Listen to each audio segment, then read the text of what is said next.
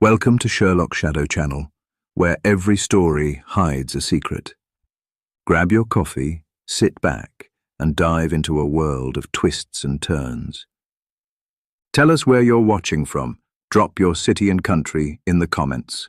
Like, subscribe, and share the thrill with fellow mystery lovers. Let the adventure begin. Hercule Poirot and the Mystery of the Unopened Cigarette Case. Chapter 1. The Mystery of the Unopened Cigarette Case.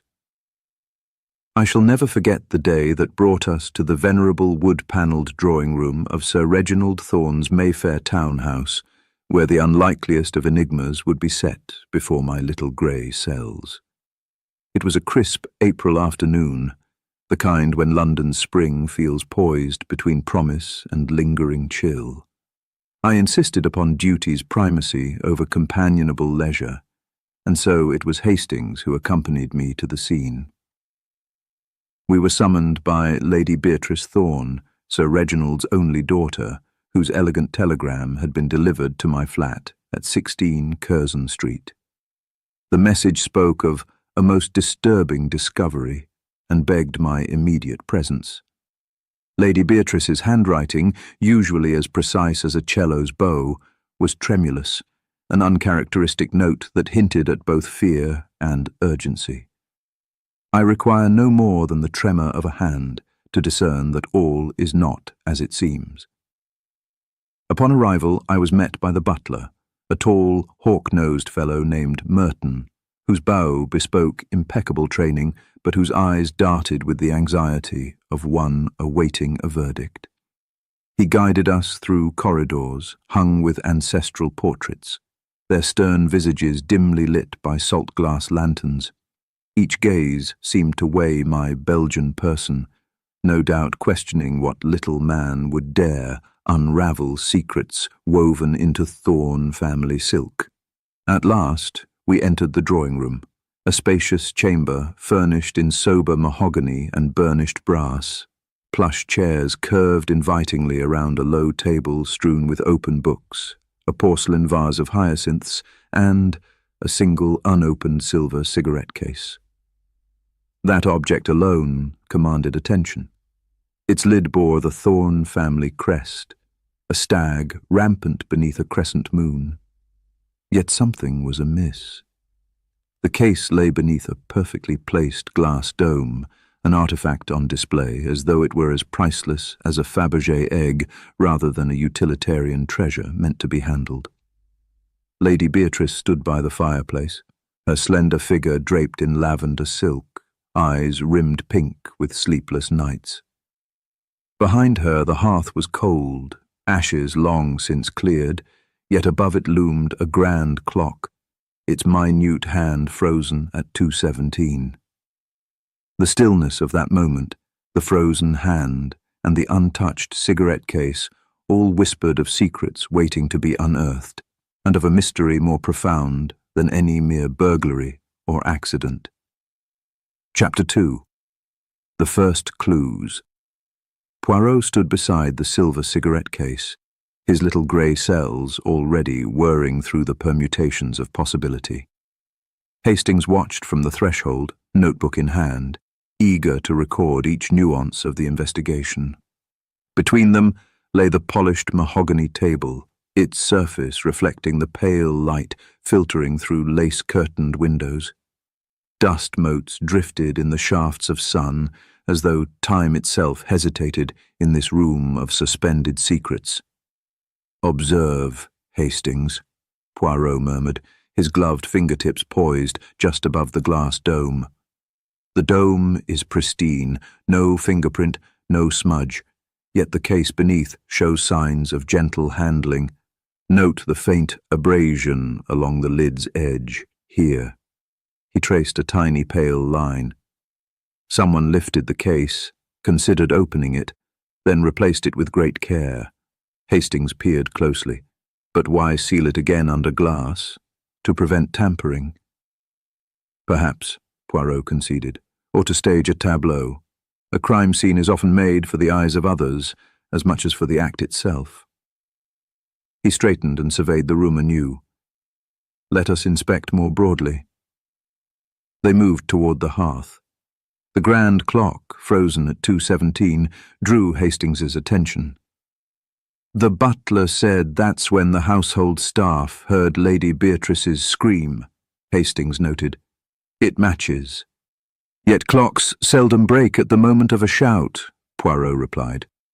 Either someone stopped it deliberately, or it is a mechanical fault we must confirm. He tapped the clock's face. No tick responded. A missing pendulum weight, perhaps? I shall inquire.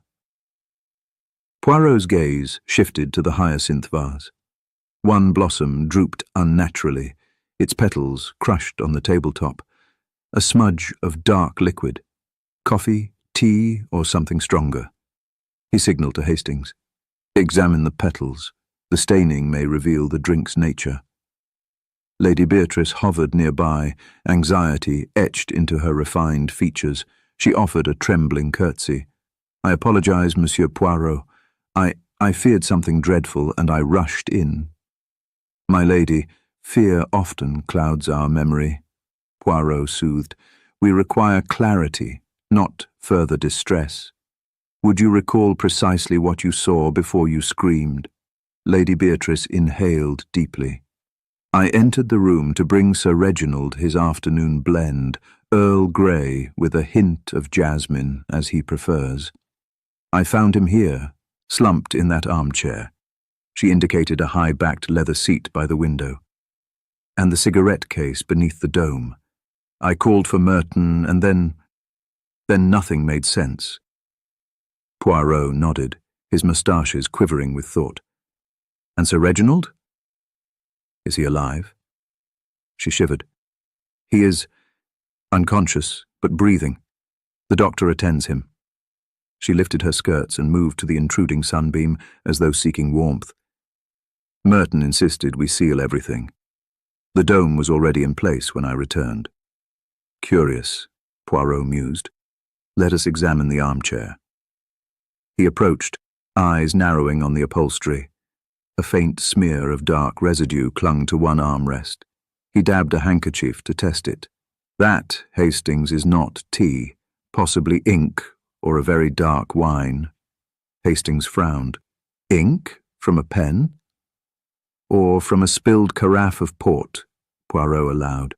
But aren't we told Sir Reginald only drinks port on special occasions, and this was but a Wednesday? He bent to inspect the carpet beneath the chair. A small fragment of paper, nearly invisible, caught his eye.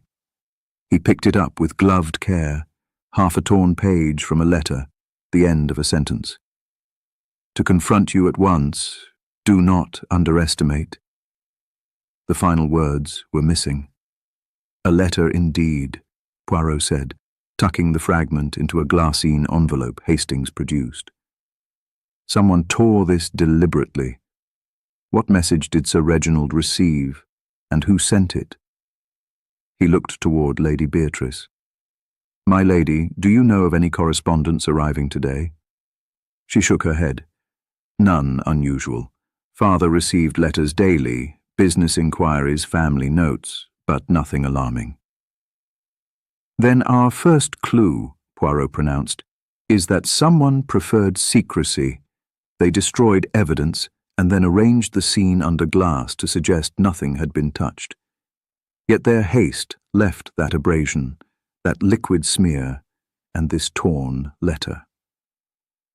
He moved next to the window. The drapes were drawn partially aside, though April's chill suggested they should be fully closed. A sudden draught coolly brushed Hastings' cheek.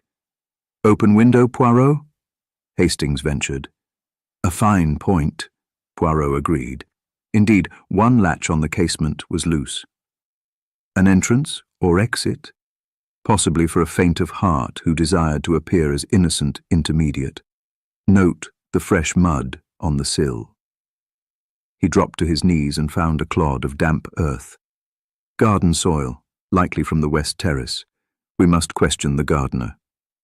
Hastings pocketed the fragment and the soil sample. We already summoned Merton and Lady Beatrice's maid, Miss Pryor. What of other staff? Exactly, Poirot said. We must establish timeline and alibis. He nodded toward the set of servants now assembling at the door, beginning with each person present between 2 and 3 this afternoon. But first, Hastings, observe this. He pointed to a faint smell under the hyacinth petals. Hastings inhaled gently. Jasmine. But your lady brought tea with jasmine to Sir Reginald. Why should the room also smell faintly of jasmine before the cup was poured? Could be the same tea spilled in haste, Hastings suggested. Perhaps, said Poirot, or perhaps someone used fragrant sachets to mask another odour. One never knows what subtle fragrances can conceal. Miss Pryor, pale as chalk but composed, stepped forward. Poirot greeted her with a nod. Tell me, my dear, did you witness Lady Beatrice's entrance? Only from the threshold, monsieur. I heard her cry out, then Merton's footsteps. The room was already in disarray when I peered in. In disarray? Poirot arched an eyebrow. Disarray is a relative term here. Please describe what you saw. The maid swallowed. The books were scattered, open to passages on family wills and inheritance laws. One cushion was askew, and the chair where Sir Reginald sat, it was tilted back on 2 legs, as if he'd recoiled suddenly. Poirot stored this. And the cigarette case, was it already under the dome? I believe so. It gleamed beneath the glass. Excellent. Even chaos can be staged. The culprit wished us to believe the room fell into disorder by accident. Poirot turned to Hastings. We shall need to examine those books for notes, smudges, or any inscriptions added today. Hastings nodded, scribbling quickly in his book. Beyond them, Lady Beatrice sank into a velvet-upholstered settee, pressing a trembling hand to her heart. Poirot approached and offered a steadying smile. My lady, I beg your patience. The little grey cells require time to sort truth from illusion. Will you recount again the events of this afternoon, from the moment you left your father's study? As she began, her words trembled, but her eyes held resolution. Hastings took his place beside Poirot, ready to catch every nuance. Outside, the wind stirred the garden's budding blossoms, and within, the stage was set for deeper inquiry. Each fragment of ink, each smear of liquid, every displaced volume would guide Poirot closer to the heart of deception. And from these first clues, the path to the culprit would slowly, inexorably reveal itself, so long as none misstep further in the tangled game of shadows and subterfuge. Chapter 3. The Gathering of Suspects. The late afternoon sun had dipped low behind Mayfair's rooftops by the time Inspector Horbury arrived, his official bearing at odds with the subdued hush of Sir Reginald Thorne's drawing room. Poirot, standing erect beside the frozen clock, surveyed the assembled circle with a measured calm. Around him were assembled those who had dwelt in the house during the hour of crisis, each bearing a potential key to the mystery of the unopened cigarette case and Sir Reginald's unexplained collapse. First, there was Lady Beatrice Thorne herself, pale yet resolved, standing near the window with the stiffness of one who must conceal more than sorrow. The Thorne heiress, barely 27, had grown up in gilded privilege, her education marked by Parisian salons and Oxford lectures, but beneath her refined manners simmered a fierce devotion to her father. She had recently quarrelled with him over his insistence that she marry Colonel Carrington, an arrangement she resisted. Her motive, some might say, lay in the painful tension between duty and desire. Next to her stood Colonel Edmund Carrington, tall, square-shouldered, exuding military confidence. His grey-blue eyes met Poirot's without flinch, but over his finely tailored uniform there hovered a tension no medals could conceal. Carrington had served with distinction in India and had been invited to Sir Reginald's house to discuss family investments in the Raj. Ventures rumoured to have soured. He admitted heated words that afternoon. Sir Reginald's rebuke had included the threat to withdraw the Colonel's allowance. A wounded pride, perhaps, or a desperate fear of financial ruin, enough to drive a man to extremes. By the hearth stood Mr. Philip Elliston, the family solicitor, his slender frame bent as if under the weight of invisible ledgers. His gloved hands toyed with a leather-bound portfolio, and his expression was one of polite detachment. Elliston had drafted Sir Reginald's will just 2 weeks before, advising against Beatrice's marriage until the family's finances rebounded.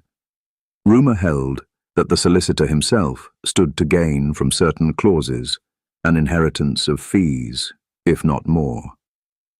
In his clipped tones, Poirot detected a fear of exposure, as though the torn letter's missing passage might implicate him.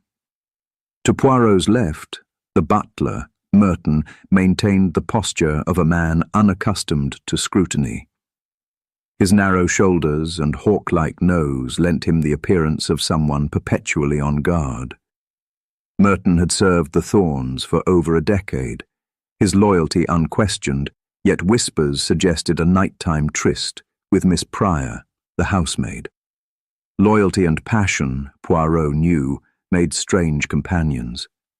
If Merton had coveted Lady Beatrice, or feared the loss of his place in the household, his motive was as human as any. Miss Eleanor Pryor, her apron still faintly scented with freshly laundered linen, had remained unusually silent since her initial testimony. She now stood by the French doors that led to the west terrace, gaze fixed on something beyond. The Thorns' maid of 7 years, she possessed a keen eye for detail, so keen, in fact, that she discovered the crushed hyacinth first. Yet her reluctance to share all she knew hinted at a secret, a letter found, perhaps, or an overheard whisper in the hall. Whatever her reasons, her silence was as revealing as the confession of words. Lastly, a stranger to most stood near the door, Mr. Cedric Fielding, the head gardener, his coat still flecked with earth. His calloused hands bore the marks of honest labour, yet the lines on his face spoke of disappointment, of a mistreated agreement to lease adjacent land, which Sir Reginald had reneged upon only days ago. Fielding's resentment was an open wound in the garden's heart, tended only by weeds and bruised ego. If the master's downfall restored some justice in his mind, justice had a habit of demanding a steep price. Inspector Horbury cleared his throat. "We've heard the household staff. Now, Monsieur Poirot, the law requires we hear from the principal parties in residence." He glanced at Poirot, who inclined his head in acknowledgement. Poirot turned first to Lady Beatrice. "My lady, you mentioned letters, but none reached you today." She shook her head. "Nothing unusual, only the solicitor's messenger at noon. I was in the conservatory arranging tulips when he arrived. He left within 5 minutes, portfolio in hand." "Was the portfolio the same Mr. Elliston now carries?" Poirot inquired. Her eyes flickered. "Yes, I believe so." Poirot made a mental note. Then he addressed Colonel Carrington, stepping forward so that the sunlight illuminated his moustaches like a halo of careful precision. "Colonel, you and Sir Reginald argued in this very room, did you not?" Carrington's jaw tightened. "We disagreed, yes, but I left when father became too agitated. I needed fresh air and walked to the terrace. I returned only when I heard Lady Beatrice's scream." "Did you pass through the drawing-room then?" He hesitated. "Yes, but the dome was already in place. I thought it a curious new curiosity father had commissioned."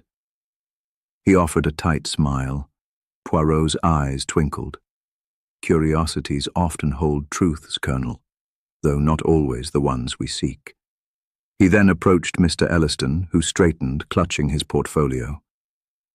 "Mr. Elliston, you drafted the will. Did you perceive any reason to warn Sir Reginald of imminent danger?" The solicitor drew back, as though the query itself might wound him. "Murder is not within the purview of a solicitor, Monsieur Poirot. My concern was the family's interests. Yet letters, as we have seen, can carry both warning and threat." Poirot paused, inviting reflection. "What of that fragment we found by the chair?" "To confront you at once. Do not underestimate." "Did you write those words?" Elliston's face paled. I cannot recall." Poirot stepped away. "Memory may deceive, Mr. Elliston, but parchment rarely lies." The butler and maid were next. Poirot addressed Merton with gentle firmness. "You oversaw the sealing of the case beneath the dome. Why?" Merton swallowed. "My lady insisted. She feared evidence might be disturbed." "And you obeyed without question?" "My duty is to the family." Poirot nodded. Duty, like love, can bind tightly. To Miss Pryor he said, "You saw the books open to the will's chapter. Did Sir Reginald read them today?" She bit her lip. "He consulted that volume just before I brought tea. He muttered something about inheritance complications." "What complications?" Poirot pressed. Her shoulders trembled. "He spoke of disinheriting, of removing someone from the will.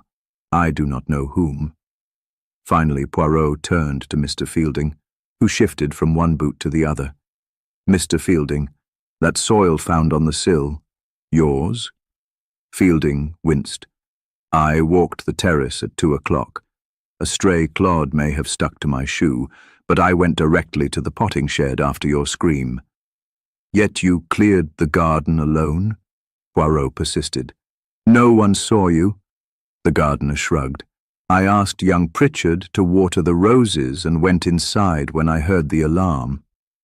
Poirot allowed a faint smile. "Very well. Young Pritchard may prove an interesting witness."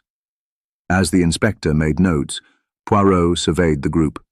6 people, 6 motives: love withheld, pride wounded, ambition unmasked, loyalty tested, loyalty betrayed, and financial resentment. Each suspect wore their facade with trembling confidence. The drawing room's stillness deepened, as though waiting for the next move. Poirot tapped his cane gently. "We are but at the prologue of our inquiry. The clues we have gathered, abrasion, liquid smear, frozen clock, torn letter, each points to intention, not accident. Tomorrow we shall speak again, but tonight, consider this. Often the culprit believes they have manipulated every witness, except one." He let the words linger, then closed his eyes briefly, as if summoning his next thought. Hastings, notebook full, exchanged a glance with Inspector Horbury. Outside, the garden's shadows lengthened, and the terrace wind brought a faint echo of birdsong.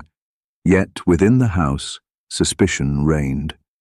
Each suspect would retire this night with their conscience heavy, unknowing who had observed them, and which powders, perfumes, and pages might yet betray the truth. Thus concluded the gathering of suspects, a tableau of ambition and fear, each soul poised on the knife's edge between innocence and guilt. And in the silence, Poirot's little grey cells began weaving threads of connection that would, in time, reveal the hidden hand behind the unopened cigarette case. Chapter 4. Poirot discredits the official theory.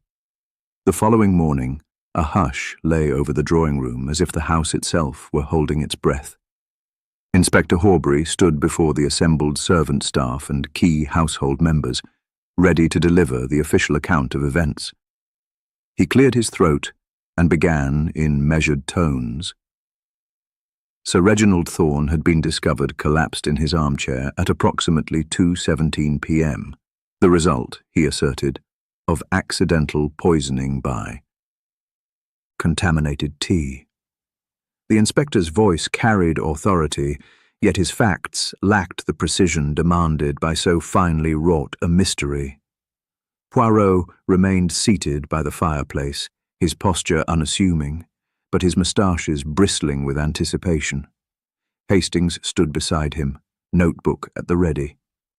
As Horbury concluded with the admonition that no foul play was suspected, a ripple of relief passed through the group, but Poirot's tiny hand shot up imperiously.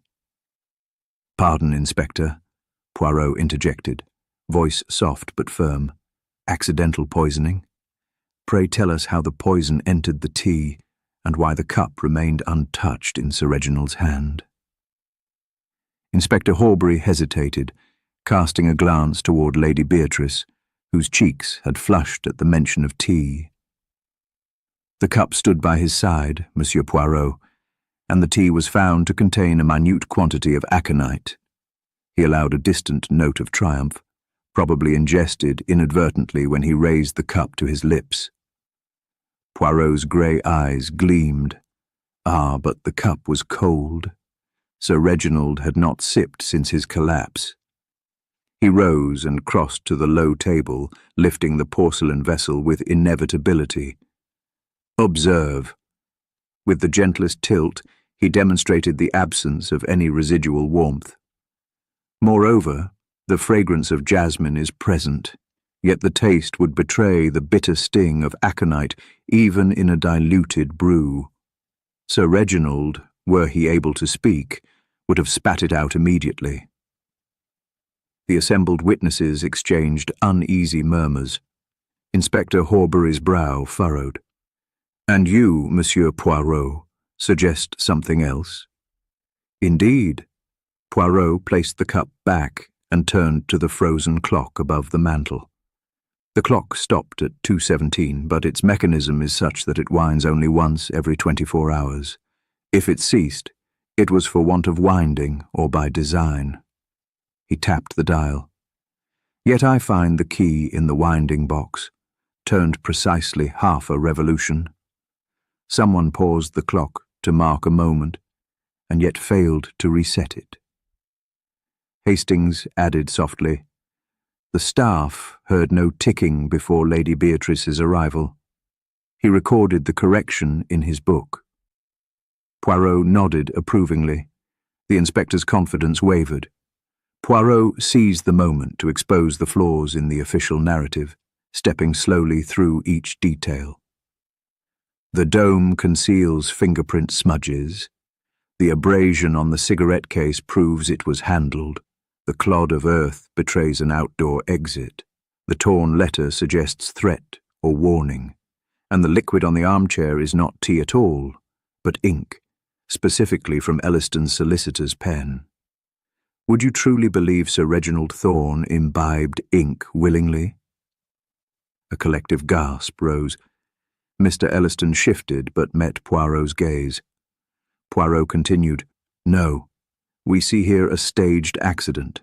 Our culprit intended to frame a collapse by poison, yet used the semblance of tea only to disguise the removal of a letter and the substitution of Sir Reginald's cup. When the victim showed signs of distress, they fancied a delayed death, padding time to sow doubt. Yet, as is often the case, theatricality betrays truth." Inspector Horbury swallowed his pride. "Monsieur Poirot, what then is your explanation of the events at 2:17 p.m. "With your permission," Poirot said, "I will demonstrate." He beckoned Merton to place the armchair back against the table. Then, revealing a hidden sample of ink Hastings had collected, Poirot brushed a drop near the rim of the cup. The dark liquid beaded in the same pattern as on the armrest. "Now, this ink matches exactly the smear we found." Sir Reginald, reaching for his letter, fragmented though it is, brushed against his cup, spilling only a few drops. In distress, he rose, but true poison was never present. What felled him was shock upon finding the note's content, and perhaps a blow delivered swiftly after his astonishment. Hastings chimed in.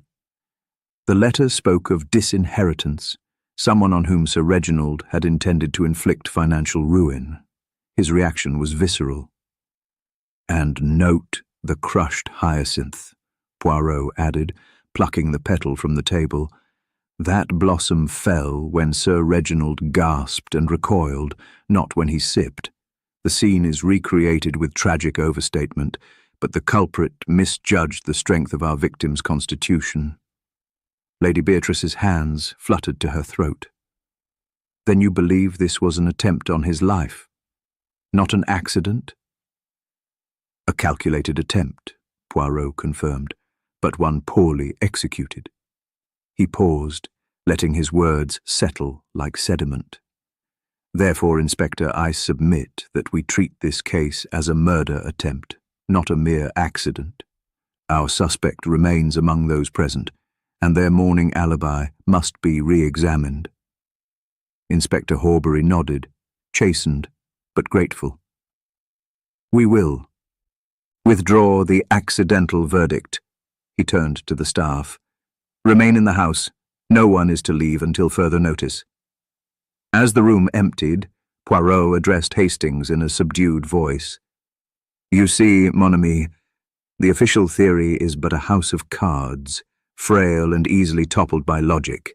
Now that the false narrative is undone, we may focus on our true quarry. Hastings closed his notebook. Remarkable, Poirot. You've turned the tables completely. But who benefits most from this staging? Poirot folded his arms, eyes drifting to each receding figure.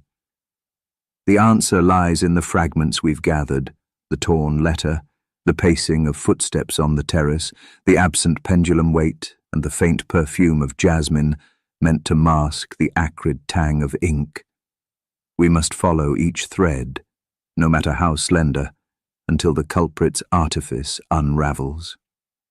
Outside, the east terrace glowed with early morning dew, but within the drawing-room, shadows of suspicion lengthened. The players had been admonished to stay. The stage was set for deeper inquiry. And as Poirot's little grey cells prepared for their next challenge, the great detective allowed himself a flicker of satisfaction. The door to the official explanation had just closed. Behind it lay the hidden corridor leading directly to the truth. Chapter 5. Initial interviews. Begin by mid-morning, the drawing-room had been transformed into a makeshift interview chamber. The polished mahogany table now supported an array of chairs arranged in a semicircle, and Inspector Horbury stood ready to record each statement. Poirot sat at the head, his posture regal yet unassuming, little grey cells alert to every inflection, every hesitation. Hastings took station beside him, pen poised, eager to catch each nuance. Poirot beckoned Lady Beatrice forward first. She swept to the centre, her lavender silk gown whispering against the carpet. "My lady," Poirot began in his gentle French accent, "you claimed to find your father upon entering with tea. But tell me, did you pause upon seeing the dome already in place? Or did your entrance disturb someone still at work?" Lady Beatrice's eyes flickered. I went straight to him. Merton was adjusting the dome as I entered. He ducked behind the table when I screamed. She clasped her hands. I thought him terrified, not guilty. And Merton's retreat. Did you notice any ink upon his fingers, or soil on his shoes? Poirot pressed. She blinked. No, monsieur, but I was hysterical. Her voice cracked. I did not observe details beyond my father's state. Poirot nodded. Emotion can obscure truth. Pray, recall your route from the conservatory. You passed by the west terrace? Beatrice faltered. Yes, but the French doors were ajar. A breeze fluttered my skirts. Precisely, Poirot murmured. An open route for an interloper. He allowed her a moment before dismissing her with a courteous bow. Next came Colonel Carrington. His military bearing stiffened as he entered. "Colonel, you left the room to gain fresh air. Did you encounter anyone on the terrace between 2:10 and 2:17? Carrington's jaw clenched. "None. I strolled alone, considering Father's reproach." He cleared his throat. "I may have crossed paths with the gardener, but he was bent over the rose beds far from the doors." "Indeed?" Poirot arched an eyebrow. "Yet the soil on the sill matches that of your well-creased boots." He glanced down. "Have you recently polished them? There is no residual dust mingled with the mud." The Colonel's composure wavered. He lifted one boot and inspected the sole. "I admit it, I wiped them upon the stone balustrade." He glared. "But I saw nothing untoward." "Then you saw no one seeking to replace or remove an object inside?" Poirot tapped the dome. "No furtive hand?" Carrington hesitated, eyes cast down. My mind was occupied." Poirot allowed him a curt nod and turned to Mr. Elliston. The solicitor approached, gloved portfolio clutched to his chest. "Mr. Elliston, you drafted the will. Did Sir Reginald confide in you any intention to alter it today?" Elliston closed his eyes, as though to summon the moment. He spoke of revising certain clauses, specifically to restrict Beatrice's control over foreign investments until marriage. He inhaled. He did not threaten to disinherit, merely to delay. And yet this fragment suggests otherwise. Poirot revealed the torn letter. "Do these words, 'do not underestimate,' ring familiar?" Elliston paled. I may have written a warning to him about underestimating the risks of investing in colonial enterprises, about those who would exploit his fortunes."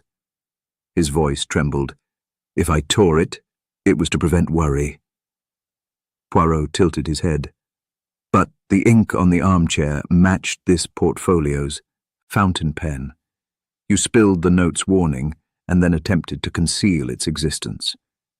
"I intended no harm," Elliston protested, "only to spare the family anxiety." "Anxiety can be a dangerous motive." Poirot tapped the letter gently. "You hid this, believing it benign, yet your hand betrayed panic, not reason." Elliston bowed his head. "I will cooperate fully." Merton and Miss Pryor were interviewed together next, their shared glance betraying a private bond. Poirot observed them silently before speaking. "You two, please recount your movements between 2 and 3 o'clock. Merton spoke first. "I ensured all items remained untouched. When Lady Beatrice screamed, I placed the dome, then fetched Miss Pryor to assist." Miss Pryor's face remained impassive. "I found the hyacinth crushed and books disturbed. I fetched cleaning cloths." Poirot steepled his fingers. "Yet you did not clean the spill on the armrest." He nodded to Hastings, who produced the cloth with ink stains. "Curious omission." He looked at Pryor. "Was I mistaken in thinking you detected the jasmine's faint perfume?" She hesitated. "I thought it was the tea scent, monsieur." "And you, Merton, did not notice the cup's chill?" He shook his head vigorously. "My focus was on preserving the scene." Poirot allowed a thin smile. "Loyalty can blind us to disloyalty in others. We will return to your testimonies in due course." Finally, Mr. Fielding stepped forward. His rugged hands idly rolled a gardening hat. "Mr. Fielding, you resent your broken lease. Did you plan to confront Sir Reginald today?" Fielding's eyes darkened. "I went to speak with him about compensation. I did not intend violence." "Yet you alone had motive to muddy the path, forcing others to tread suspects' tracks." Poirot gestured to the soil-laden clod. "This misdirection could easily chafe the investigations. Fielding's gaze dropped. "I regret that walk now." Poirot closed his notebook. "Thank you. Each of you has spoken truth as you perceived it. Yet perception, like memory, can be shaped by desire. Tomorrow we shall explore your alibis more closely, and the little grey cells will continue to sift reality from illusion." As the interviews concluded, Poirot invited Hastings for a private word. In the hallway's dim light, the detective confided, "Each witness reveals both fact and facade. We must uncover what lies beneath, the hidden motive that compelled one among them to stage chaos rather than confession." Hastings nodded, admiration in his eyes. "Who do you suspect most, Poirot?" The detective's moustaches twitched. "Patience, my friend. The game is now afoot, and the true culprit has yet to feel the weight of our scrutiny." With that, he returned to the drawing room, ready to continue the delicate dance of deduction. Chapter 6. The First False Lead. By the late afternoon, the buzz of urgent whispers had grown into an almost tangible tension within Sir Reginald's drawing room. Inspector Horbury, emboldened by the evidence of ink smears and Elliston's torn letter, declared in a curt tone that Mr. Philip Elliston was the prime suspect in the attempted murder. The solicitor was escorted, hands raised in protest, toward the grand entrance hall by two officers in gleaming helmets. A hush fell as the heavy oak doors closed behind him, leaving the remaining household members to absorb the shock of his abrupt removal. Poirot watched the scene with a serene facade, though beneath his composed exterior, his little grey cells were in full furrow. He turned to Hastings, voice low and measured. "You see, Hastings, the evidence we offered, ink matching the portfolio, the torn fragment of that warning letter, has led the authorities to believe Mr. Elliston acted alone and without assistance. Yet something still escapes notice." Hastings, pencil poised over his notebook, nodded. They found ink on his gloves, and a fragment of the letter in his desk drawer.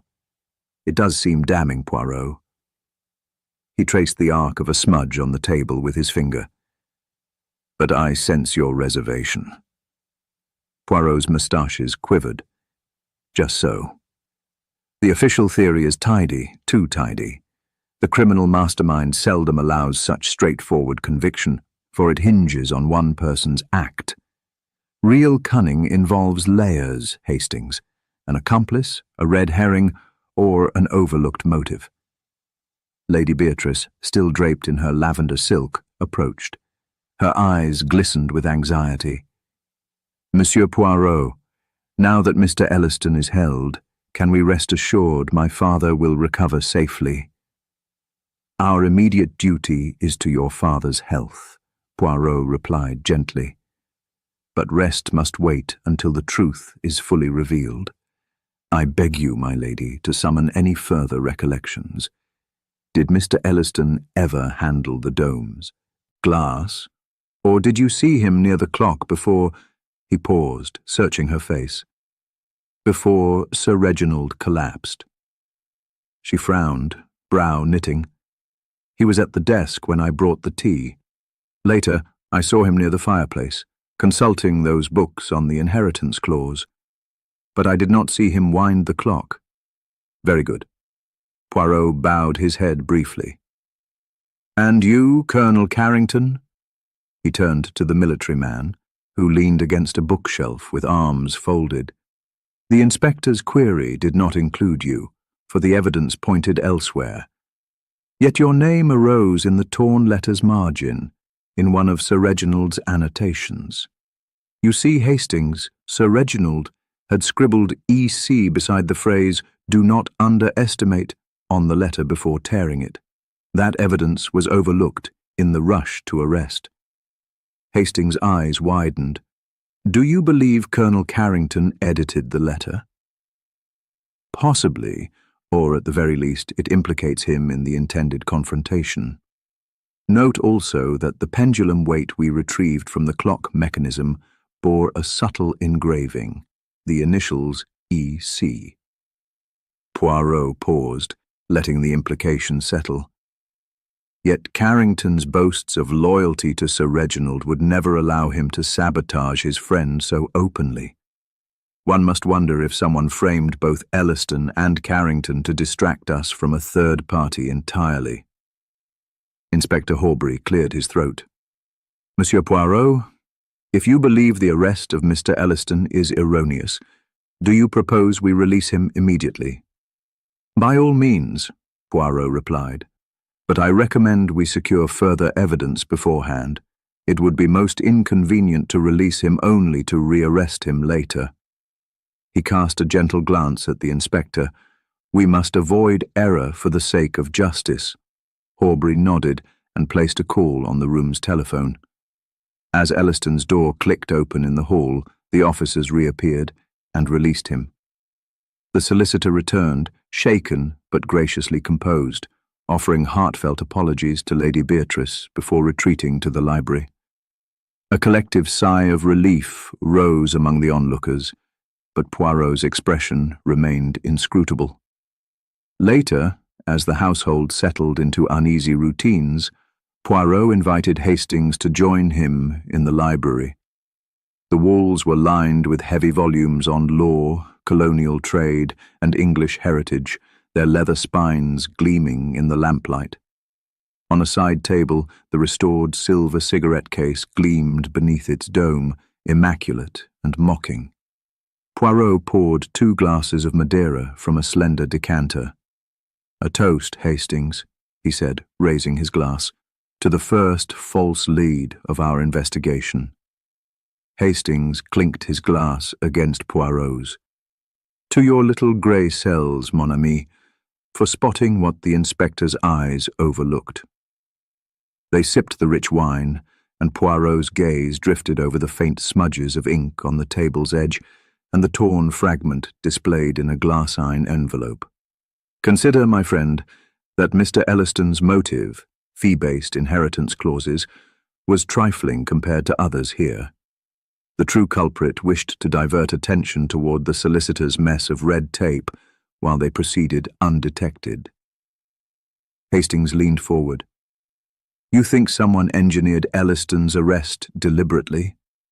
I do, Poirot affirmed. To buy themselves time. He paused, swirling the wine.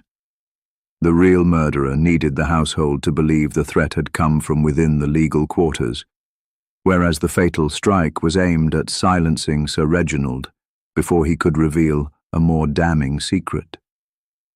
Which secret? Hastings asked. Poirot's moustaches twitched. The one hidden within the pages of his late wife's memoir, a document Sir Reginald kept secret. Within its margins lay an account of blackmail that could destroy reputations far more surely than a quarrel over investments. Hastings raised an eyebrow. But he never mentioned those memoirs. Precisely. Poirot tapped the glassine envelope. Because he intended to present them at tomorrow's luncheon, proof of extortion against someone in this very house. Our culprit discovered his plan and acted preemptively. Hastings whistled softly. Brilliant, Poirot. The detective's eyes gleamed. Now we must identify who among the remaining suspects had both access to those memoirs and the means to stage our false lead. We continue tomorrow, clearing away the illusions until only the truth remains. Outside the library window, the Mayfair street lamps flickered to life, casting long shadows across the manicured garden. Inside, the silver dome glimmered on the side table, a symbol of the illusions yet to be shattered. And in the quiet of the library, Poirot's mind danced through possibilities, each more elaborate than the last, as he closed in on the true architect of the staged crime. Chapter 7. The Psychological Game. That evening the drawing-room's heavy draperies were drawn tight against the chill, and the glow of shaded lamps cast warm ovals upon the carpet. Poirot had requested the presence of all household members, promising a little tête-à-tête, a psychological exercise, he called it. One by one, the suspects filtered in. Lady Beatrice, still wrapped in lavender silk, though her cheeks were hollowed by worry. Colonel Carrington, erect and pale, his uniform immaculate despite the day's turmoil. Mr. Fielding, rumpled in his gardener's coat, yet eyes keen with defiance. Merton and Miss Pryor exchanging furtive glances, and by special invitation Mr. Elliston, whose acquittal had come as abruptly as his arrest. Poirot stood before the silver-domed cigarette case, which gleamed like an irresistible prize. He raised a gloved hand for silence. "Mes amis," he began, voice suave. "Tonight we shall play a small game of observation. I will ask a question, and I wish each of you to respond in turn, not with words alone, but with your faces, hands, and posture. For it is not always what one says, but how one betrays oneself in saying it." A tense hush fell. Hastings, seated in his usual place, jotted down the moment. Poirot turned first to Lady Beatrice. "My lady, tell us, what is your greatest fear currently? Losing your father, losing your inheritance, or losing the love of Colonel Carrington?" He watched her closely.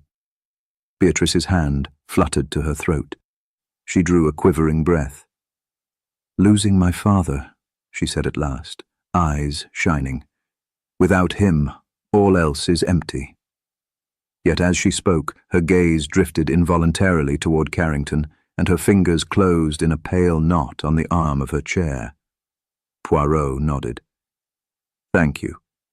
Next, Colonel Carrington, what feels to you the greatest injustice inflicted upon you by Sir Reginald Thorn?" The Colonel's jaw tightened, and he leaned forward. "His threat to withdraw my allowance," he said, voice measured. "Years of service and sacrifice undone by a whim." He paused, eyes glancing at Beatrice. "And perhaps the insinuation that I would marry for money rather than affection." Poirot's moustaches twitched. "Indeed, and yet, my friend," he said, "love and money often dance together." He turned to Mr. Fielding. "Mr. Fielding, would you not agree that being denied your rightful lease is a truer sting than a missed handshake?" Fielding's large hands gripped the back of his chair. His voice was low and gravelly. "My family's livelihood was in that lease. He promised, and then withdrew. Justice demands recompense." He looked around as though daring others to dissent. Poirot raised an eyebrow. "Ah, justice, a word that can justify many deeds." He faced Merton. "And you, Merton, whose loyalty to the Thorn family is unquestioned. What would you sacrifice to preserve your place here?" The butler's cheeks coloured beneath his powder-white complexion. He swallowed. "Everything, monsieur. I owe my life to this household. Without service to the Thorns, I am nothing." Poirot's gaze softened momentarily before he addressed Miss Pryor. "Miss Pryor, you have witnessed more in these halls than most. Tell me, what secret knowledge do you guard most closely?" She started, then pressed her lips together, brow furrowing. "I guard the family's reputation," she said quietly. Yet her eyes flicked to Merton, and a faint tension hovered between them, as though the secret she kept bound them both. Finally, Poirot turned to Mr. Elliston. "And you, sir, having been both suspect and freedman, what truth troubles you most, that you were falsely accused, or that someone else escaped suspicion?" Elliston's face flashed with indignation. "That I, an officer of the law, was treated as a villain," he replied. "But more troubling is that the real criminal remains at large." Poirot folded his hands. "Excellent. You see, mes amis, each emotion is a clue. Fear, resentment, loyalty, shame. These are the clay from which motives are moulded, yet a murderer must hide not only the deed, but the emotion that drove it. He paused, letting the room's tension gather. Then, shifting tactics, he produced a small, battered leather key. This key was found in Sir Reginald's study. He held it aloft. It opens a secret drawer in his desk, a compartment containing his late wife's memoirs. Within those pages lies proof of blackmail that could destroy one of you. A collective intake of breath echoed. Beatrice's hand flew to her mouth. Carrington's eyes narrowed, Elliston stiffened, Fielding's brow darkened, Merton's knuckles whitened, Prior's shoulders tensed. Poirot continued, voice softer now. I have good reason to believe that the attempt on Sir Reginald's life was to prevent that document's revelation. I further believe that the document was removed from the desk before our first search. He studied each face in turn, seeking the slightest tremor. Beatrice's lips trembled, not from grief, but fear. Carrington's nostrils flared, a brief flash of something like guilt. Elliston's smile was too bright. Fielding's jaw clenched. Merton's eyes darted. Miss Prior's gaze lowered. And yet, Poirot said, arching a finger, the document was not found tucked away in a safe place. It remains where? His eyes settled on Miss Prior. You retrieved it, did you not, to protect someone's reputation, and then hid it here in the drawing room, beneath the cushions of your favourite settee? Miss Prior started, as though struck. She glanced at Merton, who looked away. Monsieur Poirot, I only did what I thought right. I did not mean for anyone to be hurt. Poirot inclined his head. Your intentions may have been noble, but the result was tragic. You failed to foresee that removing the document would provoke a violent panic attack in Sir Reginald upon discovering its absence. Miss Prior's eyes filled. He gasped and fell. I thought he'd harmed himself. She shook. I panicked. Hastings spoke from his seat. Surely you didn't instruct the poisoning, or the staging with ink? Miss Prior lifted her gaze, defiance mingling with fear. No, I would never harm him. But I confess, I staged the dome and the spilled tea, hoping to delay discovery until I could return the memoir and explain. Poirot nodded thoughtfully. And so you orchestrated a tableau of confusion, intending to save reputation, not life. Yet the poisoned tea was never prepared. The ink smear and torn letter were your frantic handiwork to obscure your removal of the memoir. A hush followed. Miss Prior pressed her hands against her lips, tears gleaming. Merton stepped forward. Eleanor, I tried to help, and oh! He pressed a hand to his brow. I covered for her, but I didn't think. Poirot raised a hand. You both panicked, believing the worst. But one more question remains. He turned to Colonel Carrington. Colonel, you who boasted of loyalty, did you suspect Miss Prior's motive, and did you assist her in any way? Carrington's face paled. He swallowed hard. I merely held her hand and whispered that all would be forgiven. I did not counsel deception. Poirot's eyes sparkled. A kind act, yet guilt can masquerade as compassion. You gave her courage, but also the confidence to stage that misleading scene. He paused, allowing the weight of his words to settle on Carrington's shoulders. Silence reigned.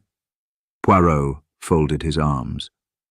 The true culprit, therefore, is not one single person, but the union of misguided motives, loyalty, love, and fear, woven into a tapestry of chaos. Yet chaos is no substitute for truth. Tomorrow, we shall untangle this web completely, and each of you must bear the consequences of your roles in this sorry affair. As the suspects departed in stunned silence, Miss Pryor cast one last glance toward the locked desk drawer. Hastings closed his notebook with a sigh. That was extraordinary, Poirot. You laid bare their motives as though they were naked before us. Poirot allowed himself a faint smile. The mind is the most transparent chamber, my friend, if you know where to look. But transparency, like glass, shatters under pressure, and tomorrow we shall see which shards remain. Chapter 8. A Secondary Mystery. The dawn brought no solace to Thorn House. As the household stirred, a new alarm rang through its corridors. The late Sir Reginald's private study had been breached. Inspector Horbury rushed to the scene alongside Poirot and Hastings, their footsteps echoing against polished parquet floors. Where once the desk's secret drawer had held the precious memoir and its incriminating revelations, it now yawned empty. Worse yet, the lock itself had been forced, splintering wood around its frame. Poirot removed his gloves and examined the fractured lock. Remarkable, he murmured. Someone entered after our meeting last night. They sought the memoir but found nothing. He turned to the inspector. We must treat this as more than a simple theft. It is a calculated attempt to remove evidence. Hastings, notebook in hand, peered at the desk. And whoever did this re-entered the house undetected. The alarm below mentioned footsteps on the east terrace again.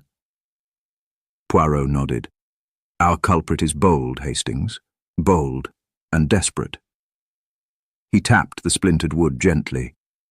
They believed the memoir remained in this compartment. Now they must search elsewhere, and soon. But what they did not anticipate is that we anticipated them. He extracted a tiny fragment of parchment from his pocket. I swapped the memoir for a decoy copy last evening, knowing a second attempt to steal it was imminent. He unfolded the paper. These are the pages they left behind, fragments torn in frustration. Note the handwriting differs from Sir Reginald's careful script. Inspector Horbury frowned. Another torn letter. Poirot laid the parchment on the desk. It bore a stark message in hurried black ink. You cannot save them all. Stop your meddling, or more will suffer. Hastings' eyes narrowed. A direct threat, intended for Sir Reginald. But since he lies unconscious, perhaps the real target lies among the living. Precisely. Poirot mirrored Hastings' glance toward Lady Beatrice, who stood nearby, pale and breathless. She had been summoned at once, clutching a lace handkerchief. My lady, Poirot said gently, you had reason to fear for your inheritance, but now you fear for your very life. Beatrice's voice trembled. I received a letter last night, but I thought it a prank and left it on my dressing table. I didn't read it until I came to you this morning. Poirot inclined his head. Would you fetch it, please? She hurried to retrieve a folded note from her purse and handed it to him. He unfolded it carefully. One life saved, one more at risk.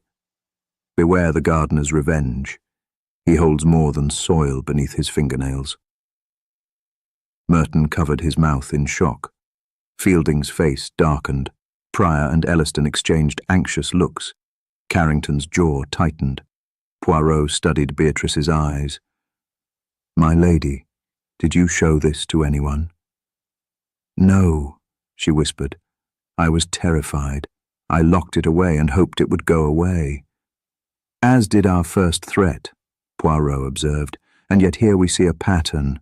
Threats via stolen pages, warnings against continued investigation, and naming of a suspect by occupation rather than by name. He tapped the paper. The mention of the gardener echoes Mr. Elliston's misplaced accusation earlier, and the inspector's hurried arrest of Mr. Elliston, a clever misdirection. Inspector Horbury looked to Fielding. Mr. Fielding, These threats accuse you of malice. How do you respond? Fielding straightened, shoulders squared. I am no killer. If I wished revenge, I would demand compensation, not fear. I love this house, its grounds, and its master. I would never harm them. Poirot raised a gloved hand. Emotion can be a veil for truth, but let us examine the means. Only someone with intricate knowledge of the house's secret passages could enter the study without detection. The gardener has access to the service corridors, yes, but so do the staff and Mr. Carrington, who knows Sir Reginald's study well from their financial consultations. Carrington stiffened. I have no need to infiltrate a locked study. I am concerned only with my honor. And yet your honor could be threatened, Poirot countered. Sir Reginald's memoirs contain revelations that could sully reputations, yours included. He turned to Merton. You arranged the dome over the cigarette case last night under Miss Pryor's guidance. You know the pattern of household inspections. Merton swallowed. I was anxious, sir. I did not know of this theft. Poirot nodded. Anxiety can blind us, as we shall see. But focus, mes amis. Our secondary mystery is twofold. The disappearance of the memoir and a fresh attempt at intimidation through threats bound to sow discord. He retrieved the decoy memoir from his coat. Its cover was unremarkable, yet Poirot stroked its spine thoughtfully. This decoy will serve as bait.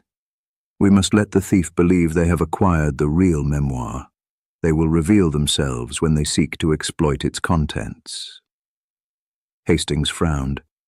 And in the meantime, we have a missing key witness, Sir Reginald. Precisely, Poirot agreed. Our time is limited. I shall remain with the decoy in the study under watchful guard. You, Hastings, will interview the gardener again. Inspect the service corridors for fresh footprints. He turned to Lady Beatrice. My lady, I pray you remain within sight of Merton until you feel safe again. And Colonel Carrington, he said, addressing the assembled officer, I trust you will uphold your promise of loyalty by aiding our guard. Carrington inclined his head stiffly. I shall remain at Lady Beatrice's side. Poirot's eyes gleamed. Excellent. Now, let us proceed.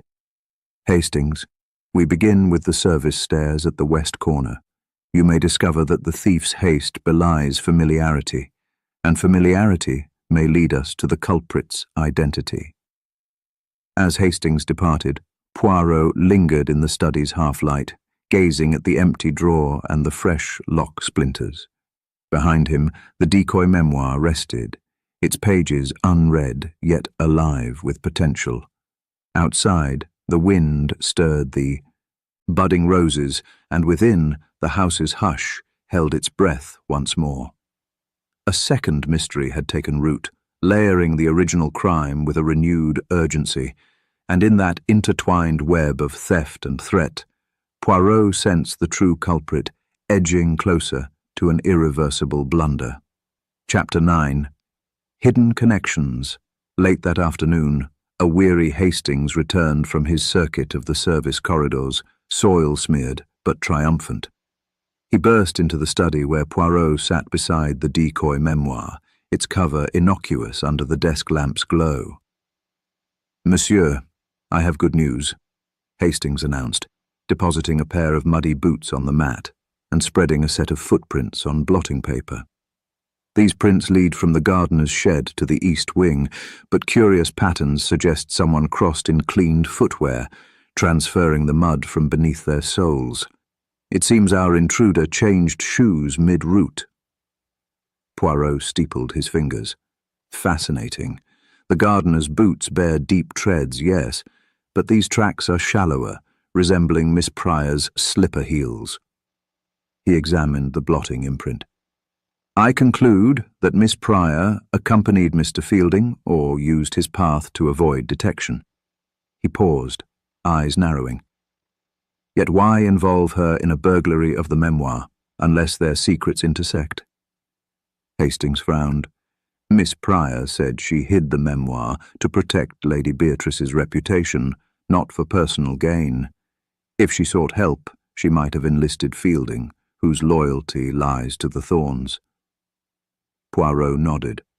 A plausible alliance of convenience. Eleanor's knowledge of hidden passages combined with Fielding's mobility. But let us not overlook that Mr. Elliston also possesses keys to the private study and intimate familiarity with its contents. He fingered the decoy's binding thoughtfully. The solicitor, too, could recruit an accomplice. Indeed, I see threads weaving this web ever tighter. They rose and left the study, stepping into the library where Colonel Carrington awaited, polishing the silver dome with nervous precision. Lady Beatrice sat nearby, eyes red-rimmed, hands folded in her lap. Merton hovered at the periphery, and Mr. Fielding leaned against a bookcase. Miss Pryor remained absent, summoned earlier to the nursery to calm Sir Reginald's recovering condition. Poirot swept the room with a gracious nod. Mes amis, it appears our secondary mystery has revealed a hidden alliance, or perhaps two. I thank you for your patience. Now, I propose we lay each connection bare, starting with the most obvious. He turned first to Mr. Fielding. You share with Miss Pryor both motive and means, the motive of injustice, the means of clandestine passage. Did you guide her along the service corridors last night? Fielding unfolded his arms. I escorted her through the old servant's stair to retrieve the memoir. She feared my boots would betray her, so she borrowed mine and later returned them to the shed. Then you confessed to collaboration, Poirot pressed. Yet your intention was noble, to preserve the family's honor? Fielding bowed his head. Yes. I believed removing the memoir would spare my lady further distress. However, Poirot interjected, one must be wary of misguided chivalry. Without Miss Pryor's foresight and your passage, the threat letters would not have sufficed to intimidate. You both engineered misdirection. Fielding's gaze lifted defiantly. Better a staged burglary than unmasking scandal. He turned to Elliston. And you, sir, what alliance served your purpose? Mr. Elliston closed his portfolio slowly. I acted alone in drafting the decoy will clause. I did not recruit another. His voice trembled. My partnership was only with my conscience. Poirot's moustaches quivered. A singular partnership is no alliance. Yet you conferred with Colonel Carrington before yesterday's luncheon, did you not? Words overheard by the housekeeper mentioned shared interests regarding the memoir's contents. Carrington's colour drained. I discussed investments with Elliston, but not the memoir. He pressed a hand to his temple. I wished only to protect my reputation, which would suffer if those pages emerged. And so, Poirot said, you and Elliston found common cause in fear. Fear breeds alliances both open and covert. He paused, letting the gravity of his words sink in. But beyond these partnerships lies a deeper bond, one stretching across station and rank. He pivoted to Lady Beatrice. My lady, you have borrowed funds from Colonel Carrington to settle your debts, have you not? Your refusal of marriage was halted by your own financial difficulties. Beatrice's lips trembled. I admitted to needing support, but I would never jeopardize my father's trust. Poirot inclined his head. Yet the financial entanglement between you and Colonel Carrington created a triangular tension, love, debt, and duty, each pulling your hearts in conflicting directions. He turned to Merton. And you? What web binds you to Miss Pryor? The butler hesitated, gaze flicking to the maid's vacant seat. I have cared for this household longer than any living soul. I promised Miss Pryor I would protect her from shame, her indiscretion with the gardener. Poirot's eyes gleamed. Yes, your loyalty to Miss Pryor is born of compassion for an affair that would ruin both your careers. In shielding her, you also became her ally in secrecy, and thus complicit in the hiding of that memoir. Merton lowered his head. I would do anything to preserve order here. So we find alliances of love, loyalty, financial interest, and fear, each weaving a network of hidden connections, Poirot concluded. These relationships provided cover and motive. Yet the true mastermind needs only one accomplice, and that one is the person who most benefits from both alliance and misdirection. He turned to Hastings. Observe the patterns, the slippered prints, the hurried handwriting on the threat letter, the mismatched soil, and the timing of the two thefts. Which suspect's movements align most consistently with these clues? Hastings closed his eyes in concentration. Miss Pryor's slippers, Fielding's boots, Elliston's handwriting, Merton's alibi. But if Miss Pryor borrowed Fielding's boots and Merton shielded her, she played a pivotal role. And who benefits most from the memoir's disappearance? Poirot asked, voice low. Not merely from its contents, but from the chaos it sowed among friends and family. Silence reigned. Beatrice folded her hands. Carrington stared at his polished cufflinks. Elliston tapped nervously. Fielding's arms twitched. Merton swallowed hard. Poirot's final words floated in the charged air. The person who stands to gain greatest advantage, financially, emotionally, or reputationally, is one who moved unseen among these alliances, orchestrating both distraction and theft. We are close to discovering not only what binds you together, but who stands apart as the puppeteer in this theatre of shadows. He turned to Inspector Horbury, who had watched in grave silence. Let us reconvene tomorrow, when the little grey cells have passed these connections further. Until then, I advise no suspect sleep easy, for the true culprit's identity draws near to revelation. As the group dispersed, each lost in private contemplation, Poirot remained in the library's hush, charting the web of alliances in his mind. The hidden connections were now illuminated, and from their intersections, the cunning figure who pulled the strings would soon be unmasked. Chapter 10. Poirot's Secret Clue. The next morning, a fine drizzle veiled Mayfair's streets, and within Sir Reginald's drawing-room, an atmosphere of tense expectancy prevailed. Inspector Horbury had arranged for a fresh examination of the clock mechanism, the pendulum weight having been carefully unhooked and set aside for analysis. Hastings stood by the mantel, recording each movement in his ever-present notebook, while the remaining household members assembled with anxious composure.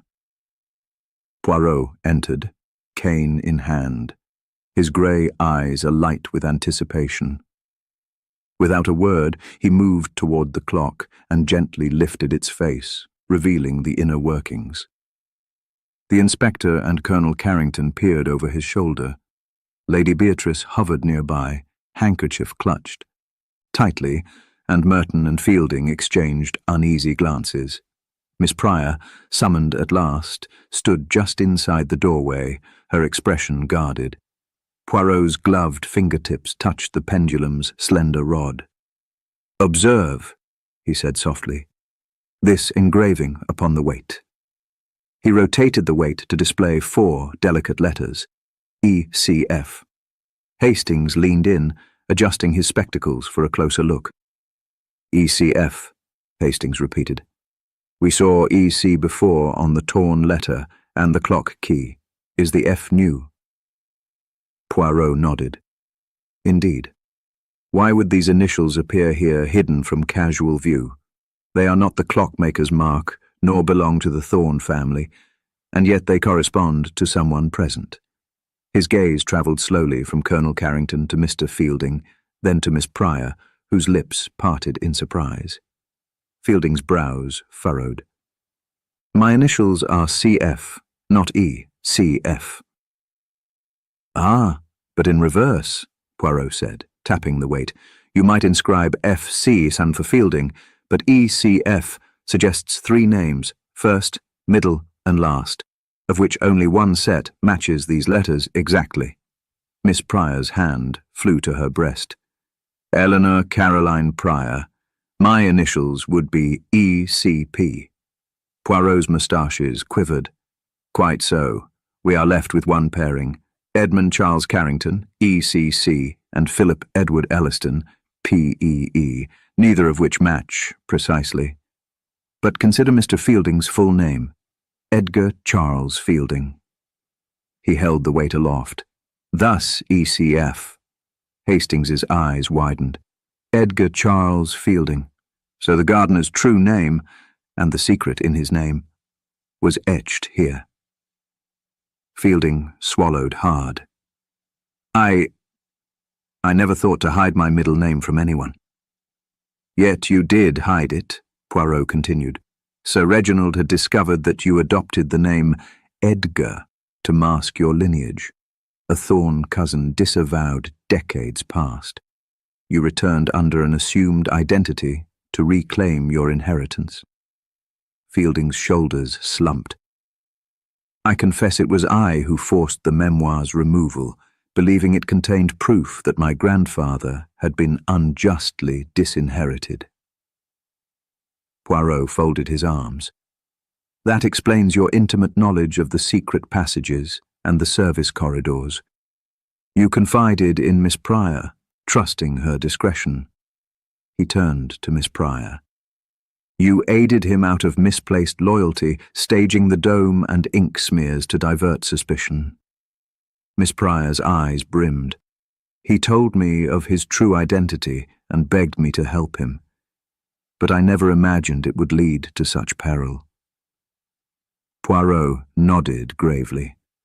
And the torn letters, the first threats, all designed to frighten Sir Reginald into restoring the inheritance, not to kill him. Yet your panic escalated events beyond control. Hastings interjected, but why the second threat, naming the gardener? He did not doubt that the memoir was the motive. Poirot allowed a faint smile. He needed to threaten Lady Beatrice to keep her from interfering. He believed that by insinuating Fielding's guilt, all eyes would fall upon the gardener, leaving him free to negotiate with Sir Reginald undisturbed. Lady Beatrice's voice trembled.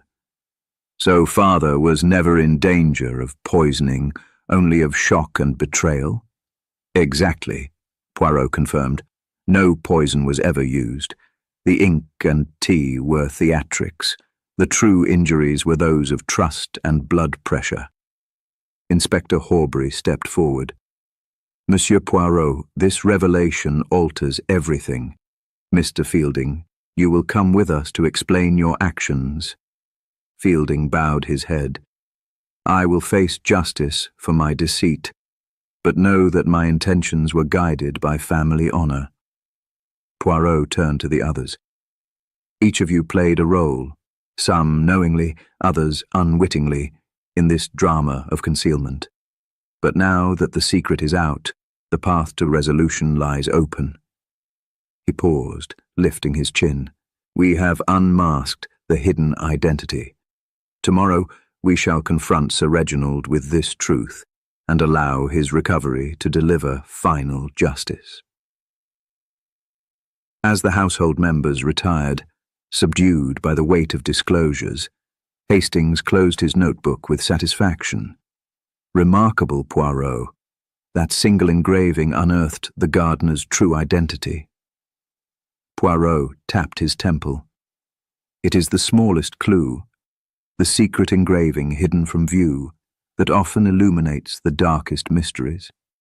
And with our little grey cells thus enriched, the final pieces fall swiftly into place. Outside, The drizzle had ceased, leaving the air fresh and new.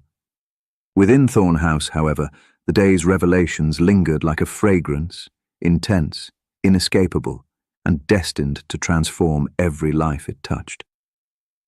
Chapter 11. Tensions Rise. The drawing-room thrummed with unsettled energy as afternoon light slanted through the tall windows. Inspector Horbury had just led. Edgar Charles Fielding, his true identity now revealed, toward the front hall, where awaiting officers would escort him away. A hush fell over the assembled household. Lady Beatrice clutched a silk handkerchief. Colonel Carrington's uniform looked oddly slack, and Mr. Elliston's pen hovered unsteadily above a ledger. Miss Pryor stood nearest the hearth, shoulders stooped, and Merton hovered behind her, eyes anxious yet resolute. Poirot remained in the centre, hands clasped behind his back, surveying the shifting faces. "Mes amis," he called gently, "we have unmasked one strand in our intricate tapestry, but the strands left behind still tug at hidden ends." He inclined his head toward Lady Beatrice. "My lady, your shock is understandable. Will you join me by the window?" She floated to his side, the hem of her lavender gown whispering against the carpet. Outside, the garden's budding roses swayed in a sudden breeze, as though echoing her quivering breaths. Poirot offered a compassionate smile. "Your courage has not faltered, though your emotions run deep. Pray, tell me what troubles you most now." Beatrice inhaled, lifting trembling fingers. "Father lies unconscious, his faith betrayed by one he trusted as kin, and yet, I fear I too have been deceived." She swallowed. "I believed I knew each of you." Poirot's grey eyes softened. "Trust, once broken, can leave us adrift. But we must chart a new course if we are to see this matter fully resolved." He placed a gloved hand on her arm. "You are not alone." Across the room, Colonel Carrington approached, each step measured, his shoulders squared as he addressed Beatrice. "My lady," he said quietly, "if it comforts you, know that I would never harm your father, or you." He bowed his head. "My loyalty remains, regardless of my own debts or doubts." Beatrice turned, her gaze flickering between him and Poirot. "Yet you allied with Mr. Elliston in fear of scandal, and did nothing to stop Miss Pryor's rash enactments." Her voice trembled on the edge of accusation. Carrington's jaw clenched. "I counselled caution, yes, but I did not orchestrate theft. If I erred, it was in trusting those I believed honourable." Miss Pryor's quiet voice startled them both. She stepped forward, hands clasped. "Colonel, you spoke of honour, yet you sought to bind me in secrecy. If you truly cared for me, you would have guided me to the truth, not through shadows." Her eyes glistened. "I did what I thought best, only to plunge us into jeopardy." The Colonel's face paled. "Eleanor, you misjudged me. I wished to protect you." "Protect me," she echoed, voice wavering, "or protect your reputation?" He faltered, gaze dropping. "Both." A silence thickened, broken only by ticking from the restored clock. Poirot raised a finger. "Love, loyalty, fear, each emotion has driven your actions. But now, you must choose whether to let these passions cloud your judgment further." He turned to Elliston. "Mr. Elliston, you oversaw the legal entanglements that sparked this chain of events. Do you feel, now that the gardener's true identity is exposed, that your complicity in staging the decoy memorandum weighs upon your conscience?" Elliston's shoulders slumped. He set aside his portfolio and approached the group. "Yes," he admitted, voice low. "I sought to distract suspicion from myself, believing my involvement purely academic. I regret deeply that others suffered in my folly." Beatrice's eyes met Elliston's. "Your regret is noted, Mr. Elliston, but regret does not undo betrayal." Merton cleared his throat, stepping forward for the first time. "If I may," he began, voice steady. "I took Miss Pryor's side because I felt her panic and mine might spare the family further pain, but in shielding secrets, we allowed them to fester." He pressed a handkerchief to his chest. "I, too, apologize." Fielding, his wrists bound in soft handcuffs, lingered at the hall's threshold. He turned back, gaze somber. "My grandfather's injustice haunted me. I believed that recovering what was stolen from my lineage would set right a wrong. Instead, I compounded it." His voice cracked. "I have been both thief and victim of lies." As each spoke, the drawing-room's air hummed with unease. Poirot observed each confession, noting tremors in voices and eyes fixed on others. He tapped his cane lightly. "Now, my friends, the tensions woven by fear and secrecy have reached a peak. Each of you stands unveiled, yet not entirely unburdened." He walked to the silver-domed cigarette case, lifting its cover to reveal the gleaming surface beneath. "This case, like this house, has shown us reflections, some clear, some distorted. It is imperative now that we decide, shall we allow old resentments to tear us further apart, or face the truth that binds us?" Colonel Carrington stepped forward, placing a steady hand on Beatrice's shoulder. "I have been a fool guided by pride. My debts, my fears, they led me to counsel secrecy rather than transparency." He bowed his head. "I ask for your forgiveness." Beatrice's eyes glistened. She turned to Miss Pryor. "And you, Eleanor, I am grateful for your devotion, even if misdirected. Let us find a way to heal these wounds, rather than sow new ones." Miss Pryor's shoulders sagged with relief. She approached Merton and embraced him wearily. "I was afraid of disgrace, but I see now that honesty is the only balm." Elliston nodded. "And I shall amend all legal errors, restoring what must be restored, publicly and without fear." Poirot's moustaches quivered in gentle approval. "Ah, the beginnings of resolution. Yet beware, sincerity after deceit can be as fragile as the thin glass that once shielded our cigarette case. If one among you still harbors secret motives," he let his gaze drift meaningfully around the circle, "the tensions will rise anew." Inspector Horbury stepped forward. "Monsieur Poirot, shall we resume the count of evidence?" Poirot inclined his head. "Yes. Tomorrow, we reconvene to follow the final threads, to restore not only the memoir, but the trust this household requires. Until then, I advise you to rest, reflect, and steel your hearts for what remains." As he spoke, the late afternoon light faded, and the lantern's glow deepened the room's shadows. Each face, now laid bare, seemed poised on the brink of either reconciliation or renewed conflict. And in that charged hush, Poirot's little grey cells spun ever onward, knitting together the final strands of this tangled affair. Chapter 12. The Confrontation. Late in the afternoon, Poirot summoned the assembled household once more to the drawing-room. A pall of expectation hung heavy. Lady Beatrice sat by the window with Colonel Carrington at her side.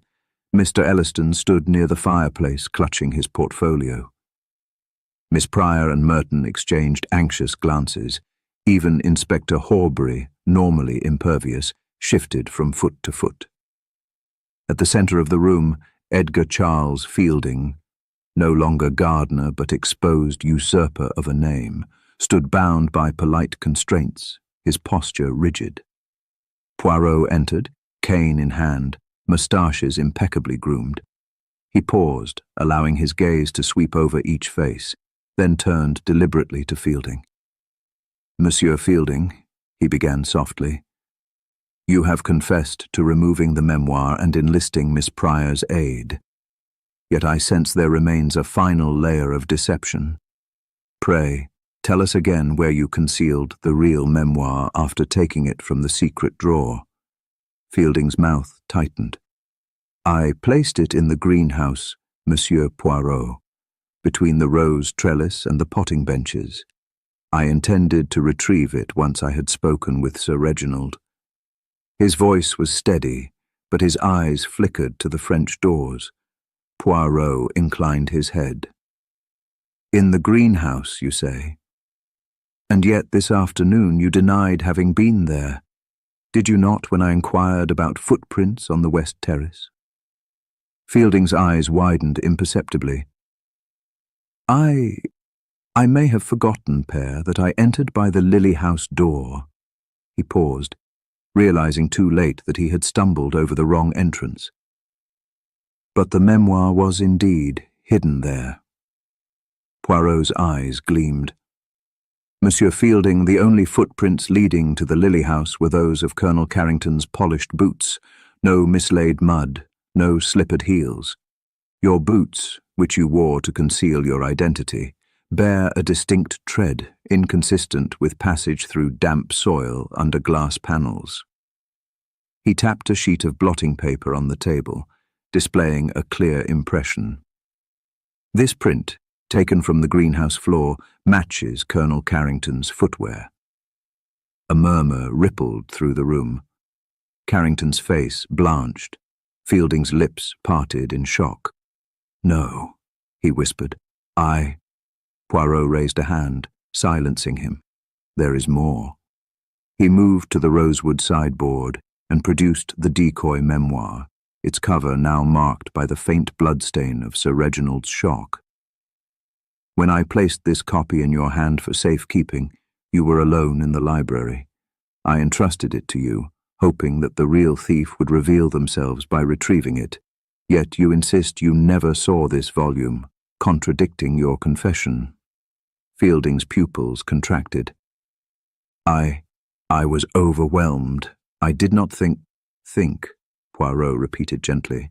That deception alone would suffice. You presumed that removing the original memoir and compelling Miss Pryor to stage misdirection would grant you safe passage. Instead, you exposed yourself by fear of being seen with this volume, fear of your cousin's discovery, fear of the past you sought to bury. Fielding turned toward Hastings, desperation coloring his voice. You must understand. I did it all for the right reasons. Hastings folded his notebook. Tell us then, how does staging threats in your own handwriting absolve you of wrongdoing? And why use jasmine's scent to mask the ink's odor unless you knew the tea would never be drunk? Fielding's shoulders slumped. He covered his face momentarily with a trembling hand, then forced himself to look up. I thought the threats would scare Sir Reginald into a private meeting. He would restore my grandfather's share of the estate. Then I would return the memoir, and all would be well. The ink and jasmine. I admit that was Miss Pryor's idea, to make it appear as if tea were involved. I went along, believing it was harmless theatrics. Poirot leaned on his cane. Harmless, until Sir Reginald's heart failed him upon discovering his memoir missing and his daughter endangered. He let the words hang. You did not intend to kill, yet you did not foresee that panic is a more lethal poison than any alkaloid. Beatrice's voice, tremulous but firm, broke the silence. You took my father's trust and turned it into a weapon. You called yourself family, yet you treated him as an adversary. Fielding bowed his head. I was never truly family. I reinvented myself. I thought I'd right a historic wrong, but I betrayed every bond I claimed. Poirot turned to Inspector Horbury. Monsieur Fielding's confession speaks for itself. Yet the law requires one more confirmation. The location of the original memoir. Fielding swallowed. It is still in the greenhouse, beneath the trellis, in the clay pot marked with 2 white stripes. Horbury gave the order, and officers swiftly retrieved the genuine memoir, its leather cover mottled with damp earth. They presented it before the group. Poirot lifted it reverently. Now, justice may proceed. He returned the volume to the sideboard and addressed the household. We have unearthed the hidden motives, exposed the twisted loyalties, and confronted the architect of this misbegotten plot. Yet it falls upon each of you to heal the fractures wrought by misunderstanding and secrecy. Miss Pryor stepped forward, voice trembling. I am sorry. I never wished harm beyond a hidden document. She glanced at Fielding. I only meant to protect him. Carrington reached out to her. We will face the consequences together, but not as conspirators, as survivors of a secret that should never have been. Lady Beatrice inhaled, smoothing her gown. Let this be the last time we hide our truths. Only in transparency can we rebuild what was broken. Poirot inclined his head. Ah, but the final act remains, to see that Sir Reginald, once revived, forgives as well as he must judge. He turned to Fielding, who stood at the threshold. Monsieur Fielding, prepare yourself. Tomorrow you will stand before the magistrate. Yet today, know that your confession spares you from harsher reckonings. Fielding's shoulders slumped in relief, tinged with sorrow. He offered a curt nod. Thank you, Monsieur Poirot. As the household dispersed, tension lingering like the scent of jasmine in the air, Poirot remained in the center of the room. His little grey cells, having navigated labyrinths of deception and motive, now rested upon the final act, preparing the great reveal that would restore order, breathe life into Sir Reginald, and deliver the elegant justice only he could orchestrate. Chapter 13. A desperate attempt to escape. A tense stillness settled over Thorn House that evening, broken only by the distant ticking of the restored grandfather clock. The household had retired to their quarters, each soul burdened by the day's revelations, while Inspector Horbury and his officers maintained a watch in the drawing-room. Poirot remained beside the decoy memoir, its pages closed atop the rosewood sideboard, his little grey cells simmering with quiet vigilance. Shortly after dinner, a piercing alarm shattered the hush. The sound came from the greenhouse, where the genuine memoir lay hidden. Poirot and Horbury dashed through the corridors, lanterns flickering on damp stone, to find that the greenhouse door had been forced open.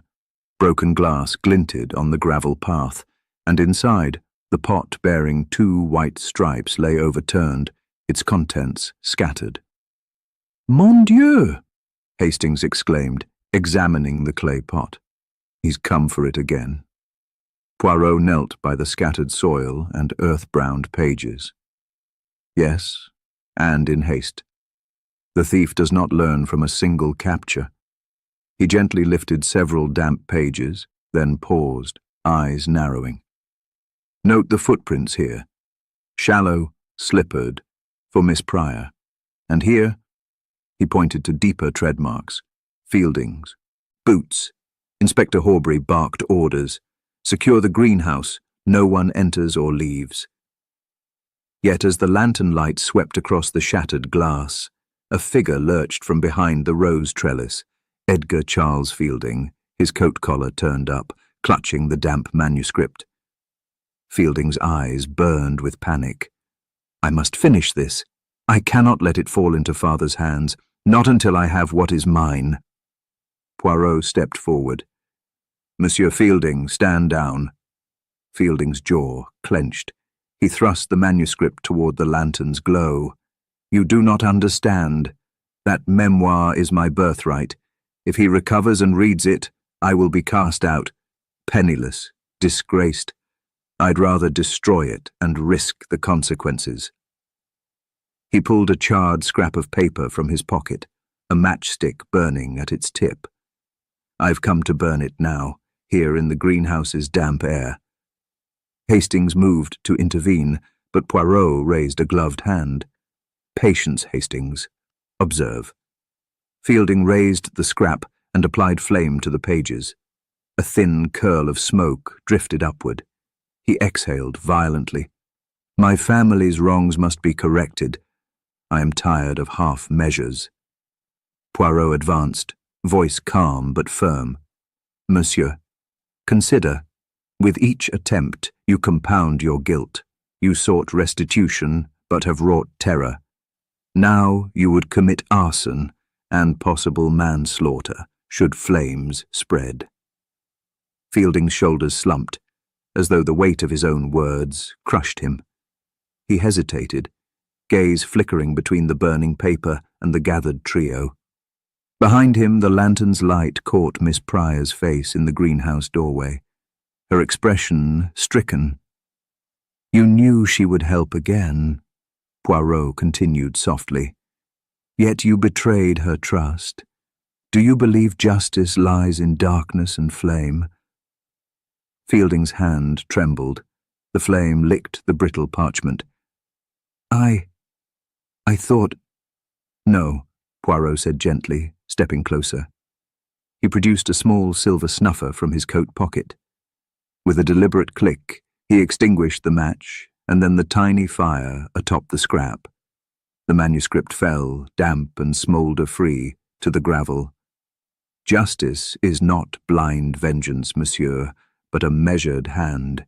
You will not destroy what you once fought to recover." Inspector Horbury seized Fielding's arm. "You're under arrest again for attempted arson." He motioned to his officers. "Search him and secure the manuscript." Miss Pryor rushed forward, kneeling to gather the discarded pages. "Edgar, Her voice cracked. "But I thought I was helping you protect your secret." Fielding's head dropped. "I endangered everyone. He turned toward Hastings. "I lost myself." Poirot placed a steadying hand on Fielding's shoulder. "Mon ami, there remains time for contrition. You have revealed your deepest motive, not merely reclaiming inheritance but fear of disgrace. Now that fear drives you to desperate acts. But the law will judge, and mercy may yet temper justice." Hastings pocketed his notebook. "You're right, Poirot. He must face the consequences, but compassion should guide us now."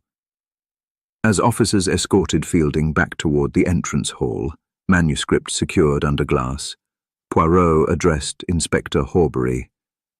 "Ensure the genuine memoir is returned to the safe in Sir Reginald's study under lock and key, and notify the magistrate that Monsieur Fielding has attempted to destroy evidence anew." Horbury nodded. "It shall be done." Poirot watched them depart, then turned to Hastings and Miss Pryor. "Let us inspect the greenhouse thoroughly, for traces of accelerant, footprints, and any clue left in haste." They knelt among the shattered pots and trampled gravel, collecting fragments of paper and lifting soil samples. Hastings found a small silver matchbox, its monogram a stag beneath a crescent moon, hidden beneath a bench. "The thorn crest," he noted. "This belonged to Sir Reginald." Poirot examined the box. Indeed, someone took it from his study and brought it here to ignite the pages, that someone knew both the memoir's location and Sir Reginald's private effects. Miss Pryor's face paled. I did not realize." Poirot's gaze was kind but firm. "None of you acted with malice at heart, but the sum of your actions became a maelstrom of deceit. Now we must ensure no further calamity occurs." Hastings rose, brushing gravel from his coat. "Do you think the mere presence of Fielding's tokens here confirms his guilt more thoroughly than his confession?" "Confession is vital," Poirot replied, but corroboration by evidence makes it irrefutable. The Thorn matchbox, Fielding's boots, Miss Pryor's slipper prints, each ties him to this desperate attempt. He looked up at the greenhouse's glass roof, streaked with drizzle. In the stillness of midnight's growth, a desperate spark sought to consume truth, but we have quenched it with reason. Miss Pryor closed her eyes, tears shimmering. "I am sorry, sir. I won't help him again." Poirot placed a gentle hand on her shoulder. "Your remorse is clear, mademoiselle. It remains only to see that Sir Reginald, once he awakens, is made aware of these events, so that trust may be repaired." As they left the greenhouse, its lamps now extinguished, a soft wind rustled the trellis. The hidden shadows retreated, leaving only the damp earth and scattered rose petals. Within, Poirot's mind turned to the final gathering, where the household would confront the truth together. But for tonight, the desperate attempt to escape had been met and halted, and no further pages would burn. Chapter 14. The final piece falls into place. The following morning brought clear skies to Mayfair, but within Thornhouse the air was thick with anticipation. Sir Reginald's condition had improved sufficiently that the doctor permitted whispered conversation at his bedside. Yet the drawing-room, now arranged for one last investigation, lay silent as Poirot and Hastings entered with purposeful steps. On a low table near the fireplace sat the genuine memoir, its damp pages now carefully dried and bound, and beside it a sealed envelope embossed with the thorn crest. Poirot's gaze flicked between the two. "Hastings, our final piece awaits discovery in this envelope. Tell me, did you notice anything unusual about its seal?" Hastings, notebook open, considered.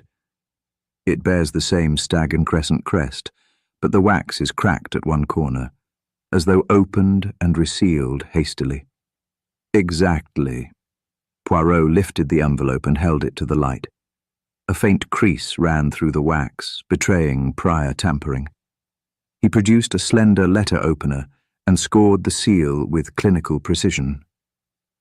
Inside lay a single sheet of heavy cream paper, upon which Sir Reginald's distinctive handwriting scrawled an addendum to his will.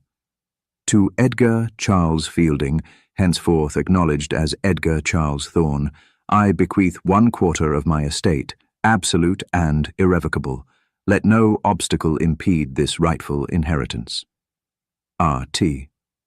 Poirot allowed the letter to rest in Hastings's hand.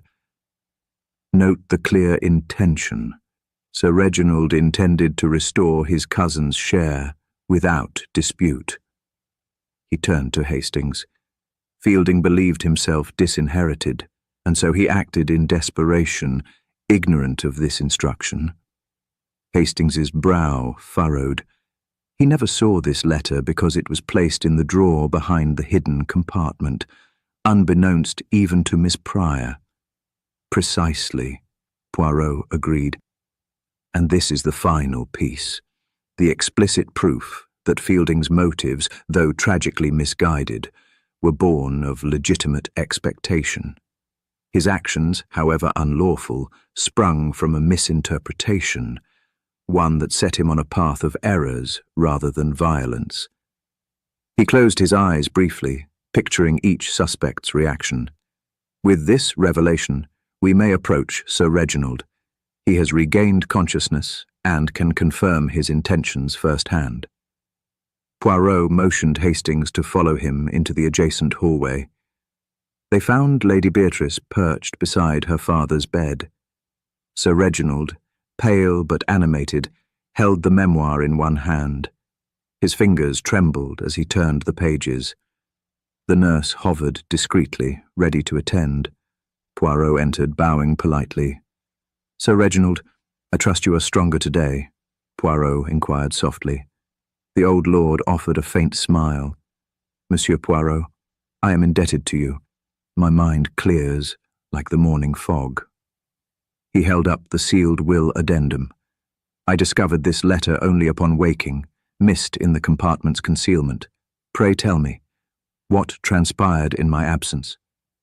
Poirot explained succinctly the series of events, the staged tea, the torn letter, the decoy memoir, the collaboration of Miss Pryor and Fielding, and finally, the desperate greenhouse attempt. At each turn, Sir Reginald's eyes grew wider, and Lady Beatrice pressed her father's hand. When Poirot finished, Sir Reginald cleared his throat. I see now how my secrecy, though intended to protect Edgar's reputation until the proper moment, wrought confusion and fear. My poor cousin believed me dead to him. He turned to Fielding, who had been summoned into the room under gentle escort. Fielding stood at the threshold, head bowed, wrists unbound, yet visible as a gesture of trust. "Edgar," Sir Reginald said, voice quavering, "I beg your forgiveness. My failure to inform you directly of this bequest led you to desperate acts. I never sought to disinherit you, only to choose the proper time to announce it." Fielding raised his eyes, moisture gleaming. "Cousin, I acted in haste and terror. I thought my birthright lost, forever." He stepped forward and knelt beside the bed, tears welling. "I have wronged you and all here. Yet I acted out of love for our shared name." Sir Reginald laid a frail hand on Fielding's shoulder. "Rise, Edgar Charles Thorne. Your name is true, and your share irrevocable." He motioned to Lady Beatrice. "My daughter, let us welcome him back." Beatrice rose swiftly and embraced Fielding, her lavender gown whispering through the quiet room. "Brother," she whispered, "you are ours no less than before." Poirot observed the reconciliation with a faint smile, but his work was not yet done. He addressed Sir Reginald directly. "Monsieur, the final piece fell into place when we found your letter. Yet justice requires one more resolution. The accounts of Miss Pryor, Colonel Carrington, Mr. Elliston, and Merton." Sir Reginald nodded. "Let them speak." Poirot turned to Miss Pryor and Merton, who stood side by side. "You, Miss Pryor, removed the memoir out of loyalty, fearing scandal, and you, Merton, assisted her out of devotion." He paused, letting their confessions echo. "Your intentions were protective, yet they led to threats, theft, and endangerment. Sir Reginald, how shall you judge?" Sir Reginald considered, then spoke firmly. "Eleanor, you acted to shield me, yet your secrecy cost everyone grief. I pardon you both, on condition that the memoir's contents be made public at tomorrow's luncheon, so that transparency replaces hiding once and for all." A murmur of relief passed through the room. Poirot then addressed Colonel Carrington and Mr. Elliston. "You, gentlemen, formed an alliance of fear, altering Sir Reginald's financial counsel to delay announcement, further complicating Edgar's expectations." He turned to Elliston. "You will adjust all legal documents to reflect the letter's instructions and assist Edgar Charles Thorne in his rightful inheritance." Elliston bowed. "I will set matters right at once."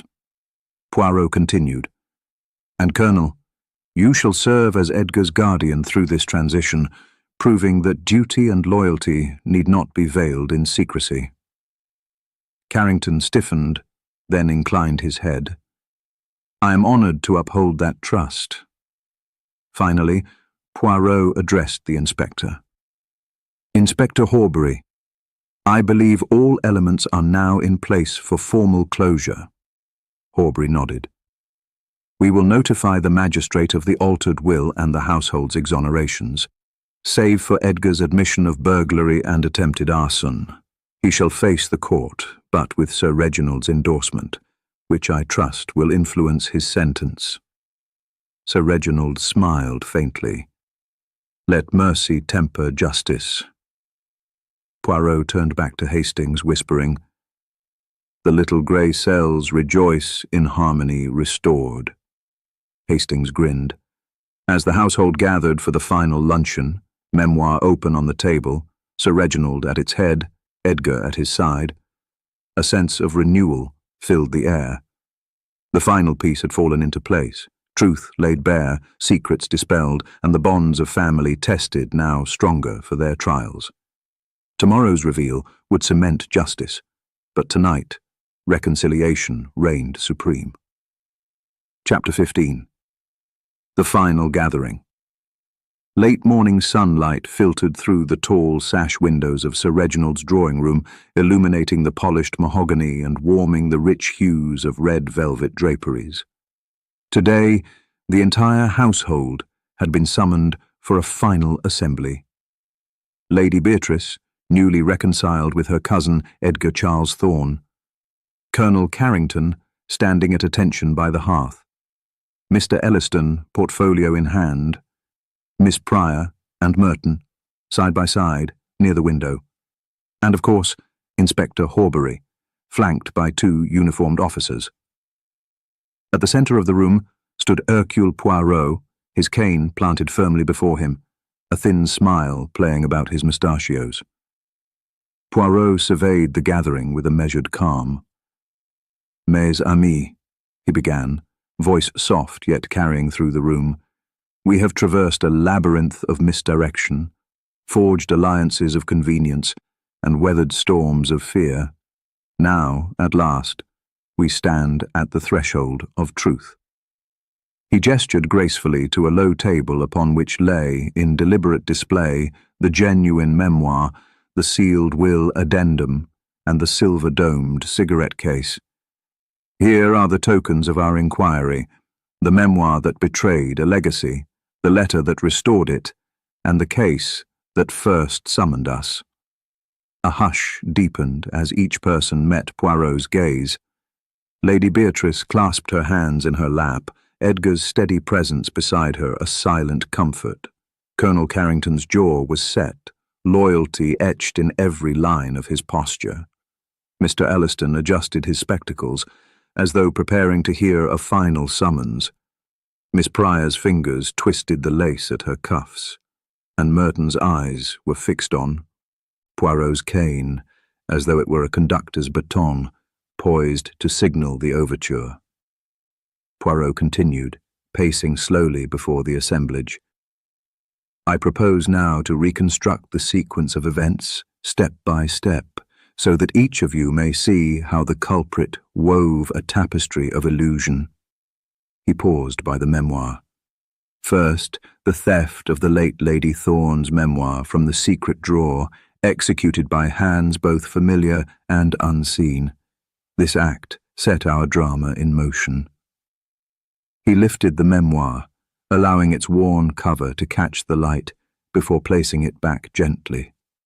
"Next," he said, moving to the will addendum, the sealed instruction that would have prevented misunderstanding, Sir Reginald's explicit bequest to his cousin Edgar Charles Thorne. This document, concealed behind a panel, became the pivot upon which our suspect's motive turned.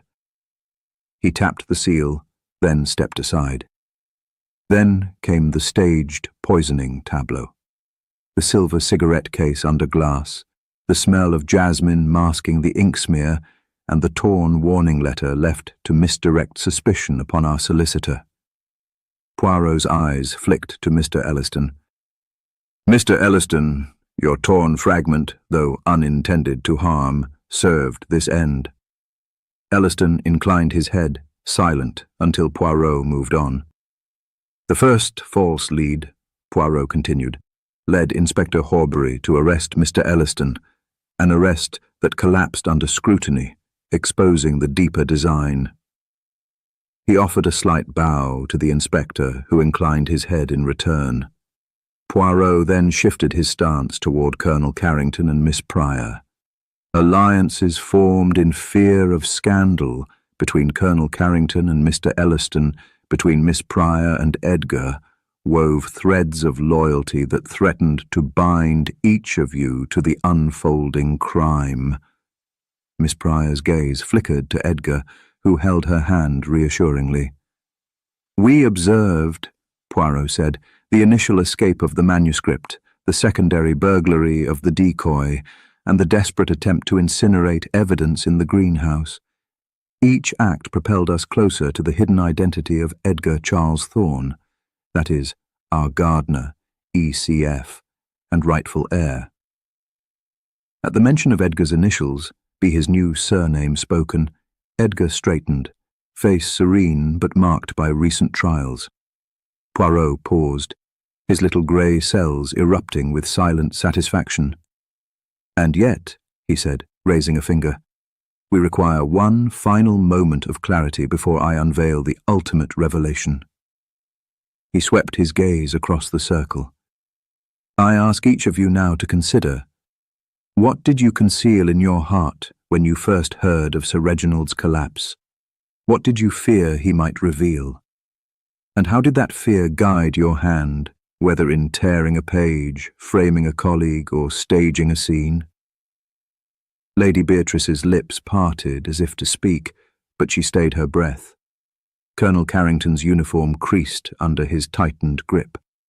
Mr. Elliston's portfolio felt heavier in his hands.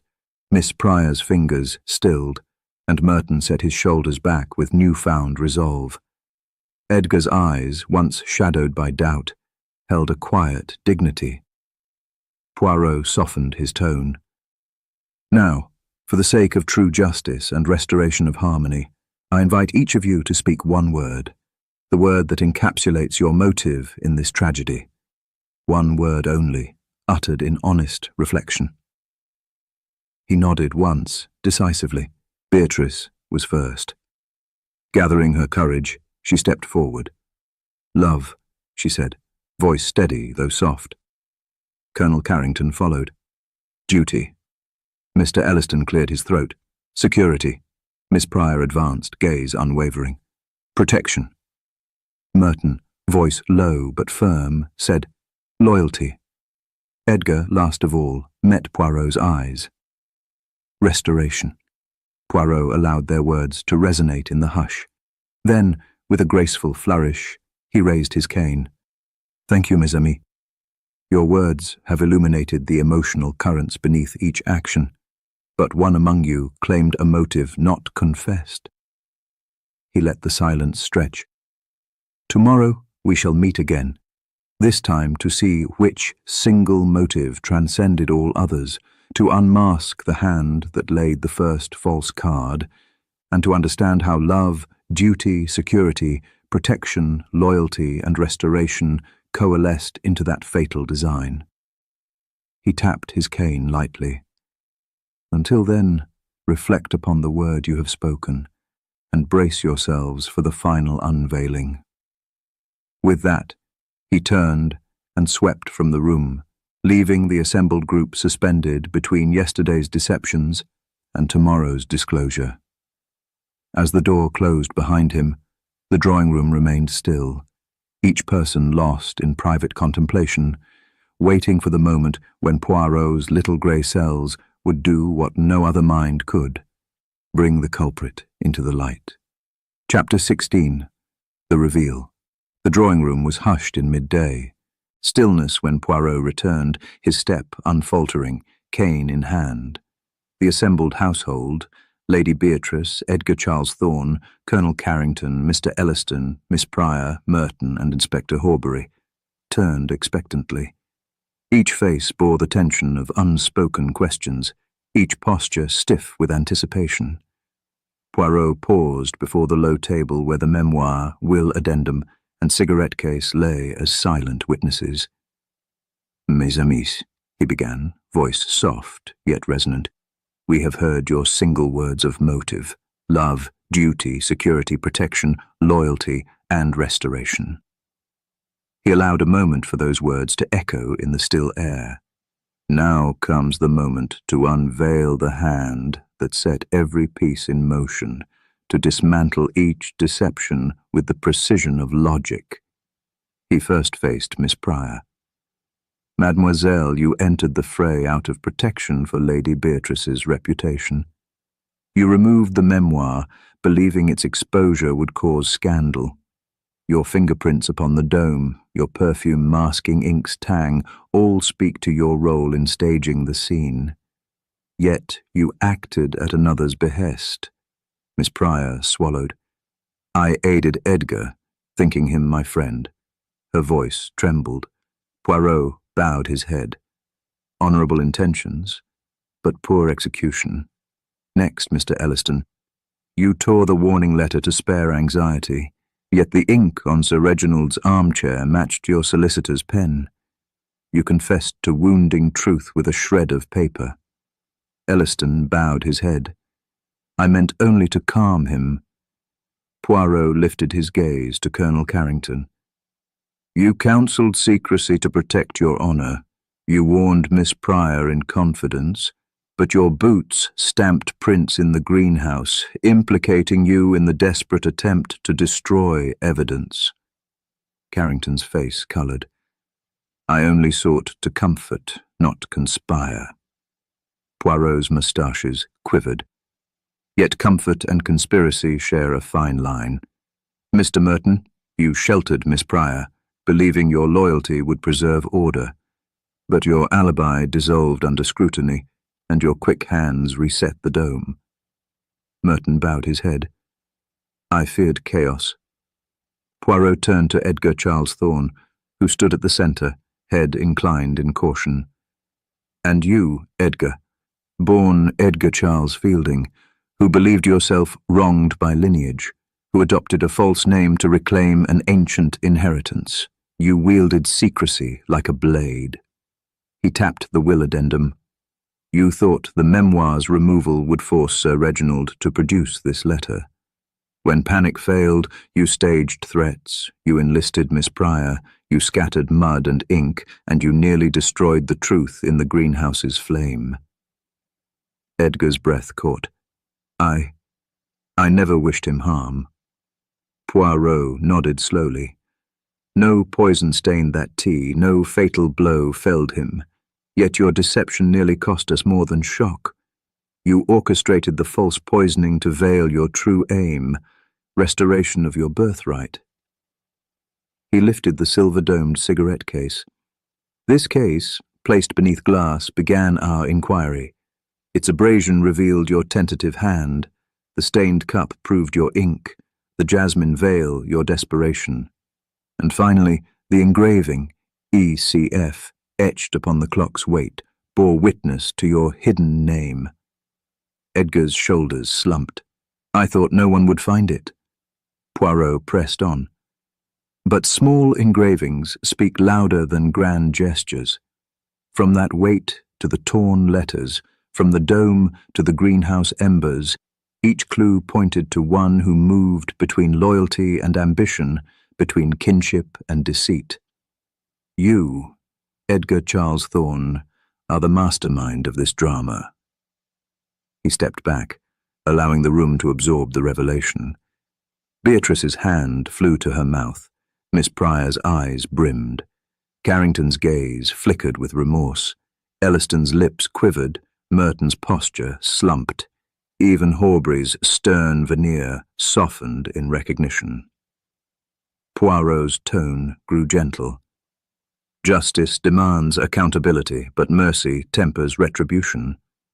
Sir Reginald, it is yours to decide how to judge your cousin, whose motives sprang from restoration, yet whose methods endangered all. He turned to the old lord, seated nearby. Sir Reginald, now fully alert, nodded.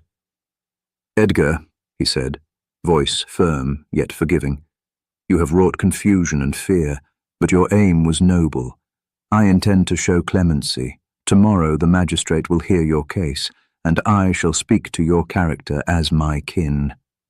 Edgar bowed deeply. Thank you, Father. Poirot concluded, and to the rest of you, remember this. A single motive pursued in secrecy can unravel the strongest bonds. Let the truth we reveal today guide you away from further shadows. He faced Inspector Horbury. Monsieur, our reveal is complete. Horbury inclined his head. We shall proceed with due process and ensure each has account for their part, yet I suspect Sir Reginald's endorsement will weigh heavily. Poirot's moustaches twitched in amusement. Indeed, the law and justice, in proper harmony, can restore both order and mercy. With a final nod, Poirot stepped back, allowing the household to absorb the truth and prepare for the outcome. In the quiet aftermath, a sense of release permeated the room. The culprit was unmasked, the motives laid bare, and the path to justice illuminated by the little grey cells at work. Chapter 17. Outcome and Justice. The autumn sun slanted low through the drawing-room's mullioned windows as guests and staff gathered once more, this time in a subdued yet expectant mood. Sir Reginald Thorne sat in his high-backed armchair near the fireplace, his once pallid cheeks suffused with renewed colour and determination. At his side stood Edgar Charles Thorne, formerly Fielding, his posture straight, bearing both the weight of confession and the relief of redemption. Around them formed a semicircle the remaining principals, Lady Beatrice, Colonel Carrington, Mr. Elliston, Miss Pryor, Merton, and Inspector Horbury, the latter now joined by a small retinue of magistrates' officers. The time for mercy balanced against the demands of justice had arrived. Sir Reginald cleared his throat, folding the restored will addendum within his trembling fingers. We assemble today to address the consequences of choices made, choices born of love, loyalty, fear, and desperation. He cast a gentle glance at Edgar. Cousin, your misunderstanding cost us all anguish, yet you have shown contrition most sincere. He inclined his head toward Inspector Horbury. Inspector, what legal verdict does the court require? Inspector Horbury stepped forward, unrolling a parchment bearing the magistrate's summary. Sir Reginald, the law acknowledges your familial authority and the mitigating circumstances of Edgar's motives. While the charges of burglary and attempted arson remain, the court recommends clemency in sentencing, provided restitution and public acknowledgement of wrongdoing. He looked to Edgar. Your plea of guilty and your father's endorsement have weighed heavily in this recommendation. Edgar swallowed, voice firm. I accept full responsibility for my actions. I offer myself to any sentence deemed just. His gaze lifted toward Sir Reginald. Father, I will honour whatever you decree. Sir Reginald rose with deliberate grace, extending a hand to Edgar. My son, he said, voice both stern and tender, your birthright restored was never in question. My only regret is that I delayed your knowledge. I hereby petition the court to impose the lightest possible penalty, a brief public admonishment, followed by service to this estate under Colonel Carrington's guidance, so that you may learn responsibility in practice. He turned to Horbury. Do you accept this petition? Inspector Horbury inclined respectfully. With the court's approval, yes. He addressed the officers. Release Mr. Thorne under recognizance to his father and Colonel Carrington. As the officers removed Edgar's light restraints, he bowed deeply. Thank you, sir. I will not fail your trust again. He clasped Sir Reginald's hand, eyes moist with gratitude. Sir Reginald then addressed the assembly. Now, to those whose actions intertwined with my cousin's plight, Miss Pryor, Merton, Colonel Carrington, and Mr. Elliston, I offer a further pardon, on condition that each assists Edgar in restoring our household's harmony and transparency. He looked first to Miss Pryor. Eleanor, you acted from protection, yet permitted fear to cloud judgment. I ask that you serve as my secretary, overseeing all correspondence to ensure no further secrets hide. Miss Pryor inclined her head, tears welling. I am honoured and humbled, sir. She crossed to Edgar, placing a gentle hand on his arm as a sign of renewed alliance. Sir Reginald turned to Merton. "Merton, you defended loyalty above candour.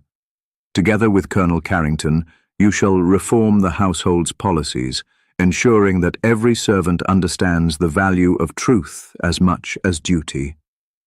Merton bowed deeply. "It shall be as you command, sir." He then faced Colonel Carrington. "You will mentor Edgar, instructing him in matters of estate management and honourable conduct. Your own honour I test again. Guide him wisely." Carrington straightened, squared his shoulders, and saluted. "I accept with gratitude, sir." Finally, Sir Reginald addressed Mr. Elliston. "Justice requires that legal instruments be both fair and transparent. You, Mr. Elliston, will oversee the publication of these memoirs and the announcement of Edgar's inheritance in the public gazette, so that no shadow of doubt lingers." The solicitor inclined, portfolio in hand. "I will prepare the notices at once, Sir Reginald." A ripple of relief passed through the room as each person acknowledged their new responsibilities. Inspector Horbury closed his ledger.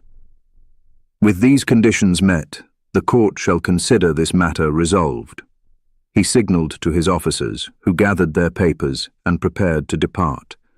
As the officers left, Sir Reginald gestured for quiet. "Let us not forget the lessons we have learned. That secrecy, even with noble intent, can lead to unintended harm.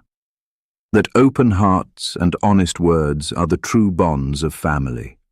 He turned to Edgar. "My son, let this day mark not only your legal exoneration, but your moral rebirth." Edgar knelt, kissing his father's hand. "I am yours to guide, always." He rose, standing tall beside his newfound family. Lady Beatrice stepped forward, placing a hand on Edgar's shoulder. "Brother, together we shall rebuild what was nearly lost." She smiled through tears, and Edgar returned her embrace. Poirot, who had watched from a seat near the window, rose and approached the group. His moustaches quivered in satisfaction. "Sir Reginald, I applaud your wisdom.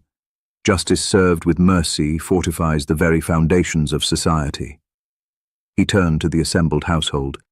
"And you, mes amis, have shown that even the gravest mistakes may be redeemed by truth and repentance." He bowed gracefully. "I take my leave, confident that your bonds, once tested, will endure with greater strength." At Poirot's departure, Hastings followed with a fond nod. "A job well done, as always, mon ami." Poirot placed a gloved hand over his heart. "Merci, Hastings. But it is the courage of this family that writes the final line of our mystery." He smiled, then stepped through the drawing-room's twin doors, leaving Thornhouse to embrace its new chapter. As the afternoon waned, Sir Reginald, Edgar, and their loyal household gathered for a quiet repast. No memoirs hidden, no letters sealed in silence, but conversation open and unguarded.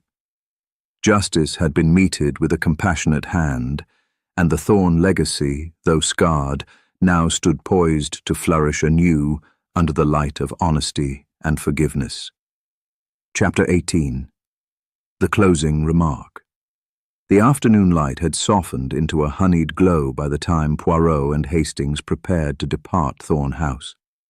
The drawing-room, once the stage for misdirection and fear, now felt suffused with calm, its heavy draperies drawn back to reveal the trimmed hedgerows and blooming roses of the Mayfair garden beyond. Lady Beatrice and Edgar Charles Thorn stood by the open French doors, sharing quiet laughter as they reviewed their father's instructions for the estate's management. Colonel Carrington consulted with Mr. Elliston over financial ledgers at the low table. Miss Pryor and Merton exchanged warm smiles as they arranged Sir Reginald's afternoon tea service. Even Inspector Horbury, seated by the fireplace, allowed himself a brief smile of satisfaction. Poirot, cane in hand, surveyed the scene with his small, knowing smile. "Mon ami," he said to Hastings under his breath, "observe how order returns when truth is allowed to breathe." Hastings inclined his head. It seems even the hardest hearts relax in the sunshine of honesty. Just then, Sir Reginald, slightly stooped but invigorated in spirit, entered the room, leaning on his silver-headed cane. His eyes glowed with pride as they rested on his reunited family and loyal staff. He approached Poirot with evident gratitude. "Monsieur Poirot," he said, voice warm, "it is thanks to your tireless little grey cells that we have rediscovered each other. I bade my household to honesty, yet it was your wisdom that guided them back from the shadows." Poirot bowed deeply. "Sir Reginald, the honour is mine. The human heart is a labyrinth of motives. It is both a privilege and a pleasure to illuminate its corridors." He tapped his temple lightly, and in doing so we uncover not only guilt, but also capacity for forgiveness. Sir Reginald nodded. "Your detective work is surpassed only by your understanding of human nature. I shall endeavour to honour your lessons in my governance of this estate." Lady Beatrice stepped forward, curtsying with grace. "Monsieur Poirot, on behalf of our family, I extend heartfelt thanks. You have restored my father's trust, my brother's place, and our household's harmony." Poirot's moustaches quivered in delight. "Madame, you may now pursue your happiness untroubled by secrets. May love and light ever guide your path." Edgar Charles Thorne approached, doffing a respectful bow. "Detective, I owe you my future. I shall serve this family and you in gratitude for the truth you unveiled." Poirot placed a kindly hand on Edgar's shoulder. "Serve well, Edgar, and allow your experience to temper your compassion. For the little grey cells teach us that mercy is as necessary as justice." Hastings, standing to the side, watched the exchange with a smile. Poirot caught his eye and gave a subtle nod, signalling that their work here was done. Inspector Horbury rose and extended his hand to Poirot. "Monsieur Poirot, it has been an honour to cooperate with you. I have learned much from your methods." Poirot clasped the inspector's hand. "Mon ami, the law and the mind are allies in the pursuit of truth. Continue to wield justice with the kindness you have shown today." With final farewells exchanged, Poirot and Hastings stepped onto the polished hall floor. Merton offered them wraps against the evening chill, and Miss Pryor presented a sprig of lavender from the conservatory, a fragrance of peace and new beginnings. As they descended the grand staircase, Poirot paused at the bottom, turning once more to regard the assembled household framed in the upper hall's arch. He raised a small finger in farewell. "I leave you now," he said, voice carrying even in the spacious foyer, "not with the burden of secrets, but with the lightness of truth. May your days be free of fear, and your hearts open to one another. And let this house forever remember, a single secret, like a single lie, can topple the strongest bonds, but the smallest act of candour can rebuild them stronger still." With that, he turned to Hastings, and the two detectives walked through the open front door into the crisp autumn air. As they stepped onto the cobbled drive, Hastings glanced back. "Another case brilliantly concluded, Poirot," he said. "Do you foresee any more mysteries tonight?" Poirot chuckled softly, adjusting his bowler hat. "Perhaps, mon ami, in every shadow there remains a question. But for tonight, let us rest our little grey cells and prepare to light them anew upon our next adventure." Together they departed into the Mayfair streets, their silhouettes receding under gas lamps now aglow. Behind them, Thorn House stood silent in its restored serenity, the echoes of its trials fading like distant thunder. Yet, within its walls, the memory of detection and reconciliation would endure, a testament to the enduring power of truth, compassion, and the unmistakable brilliance of Hercule Poirot's little grey cells.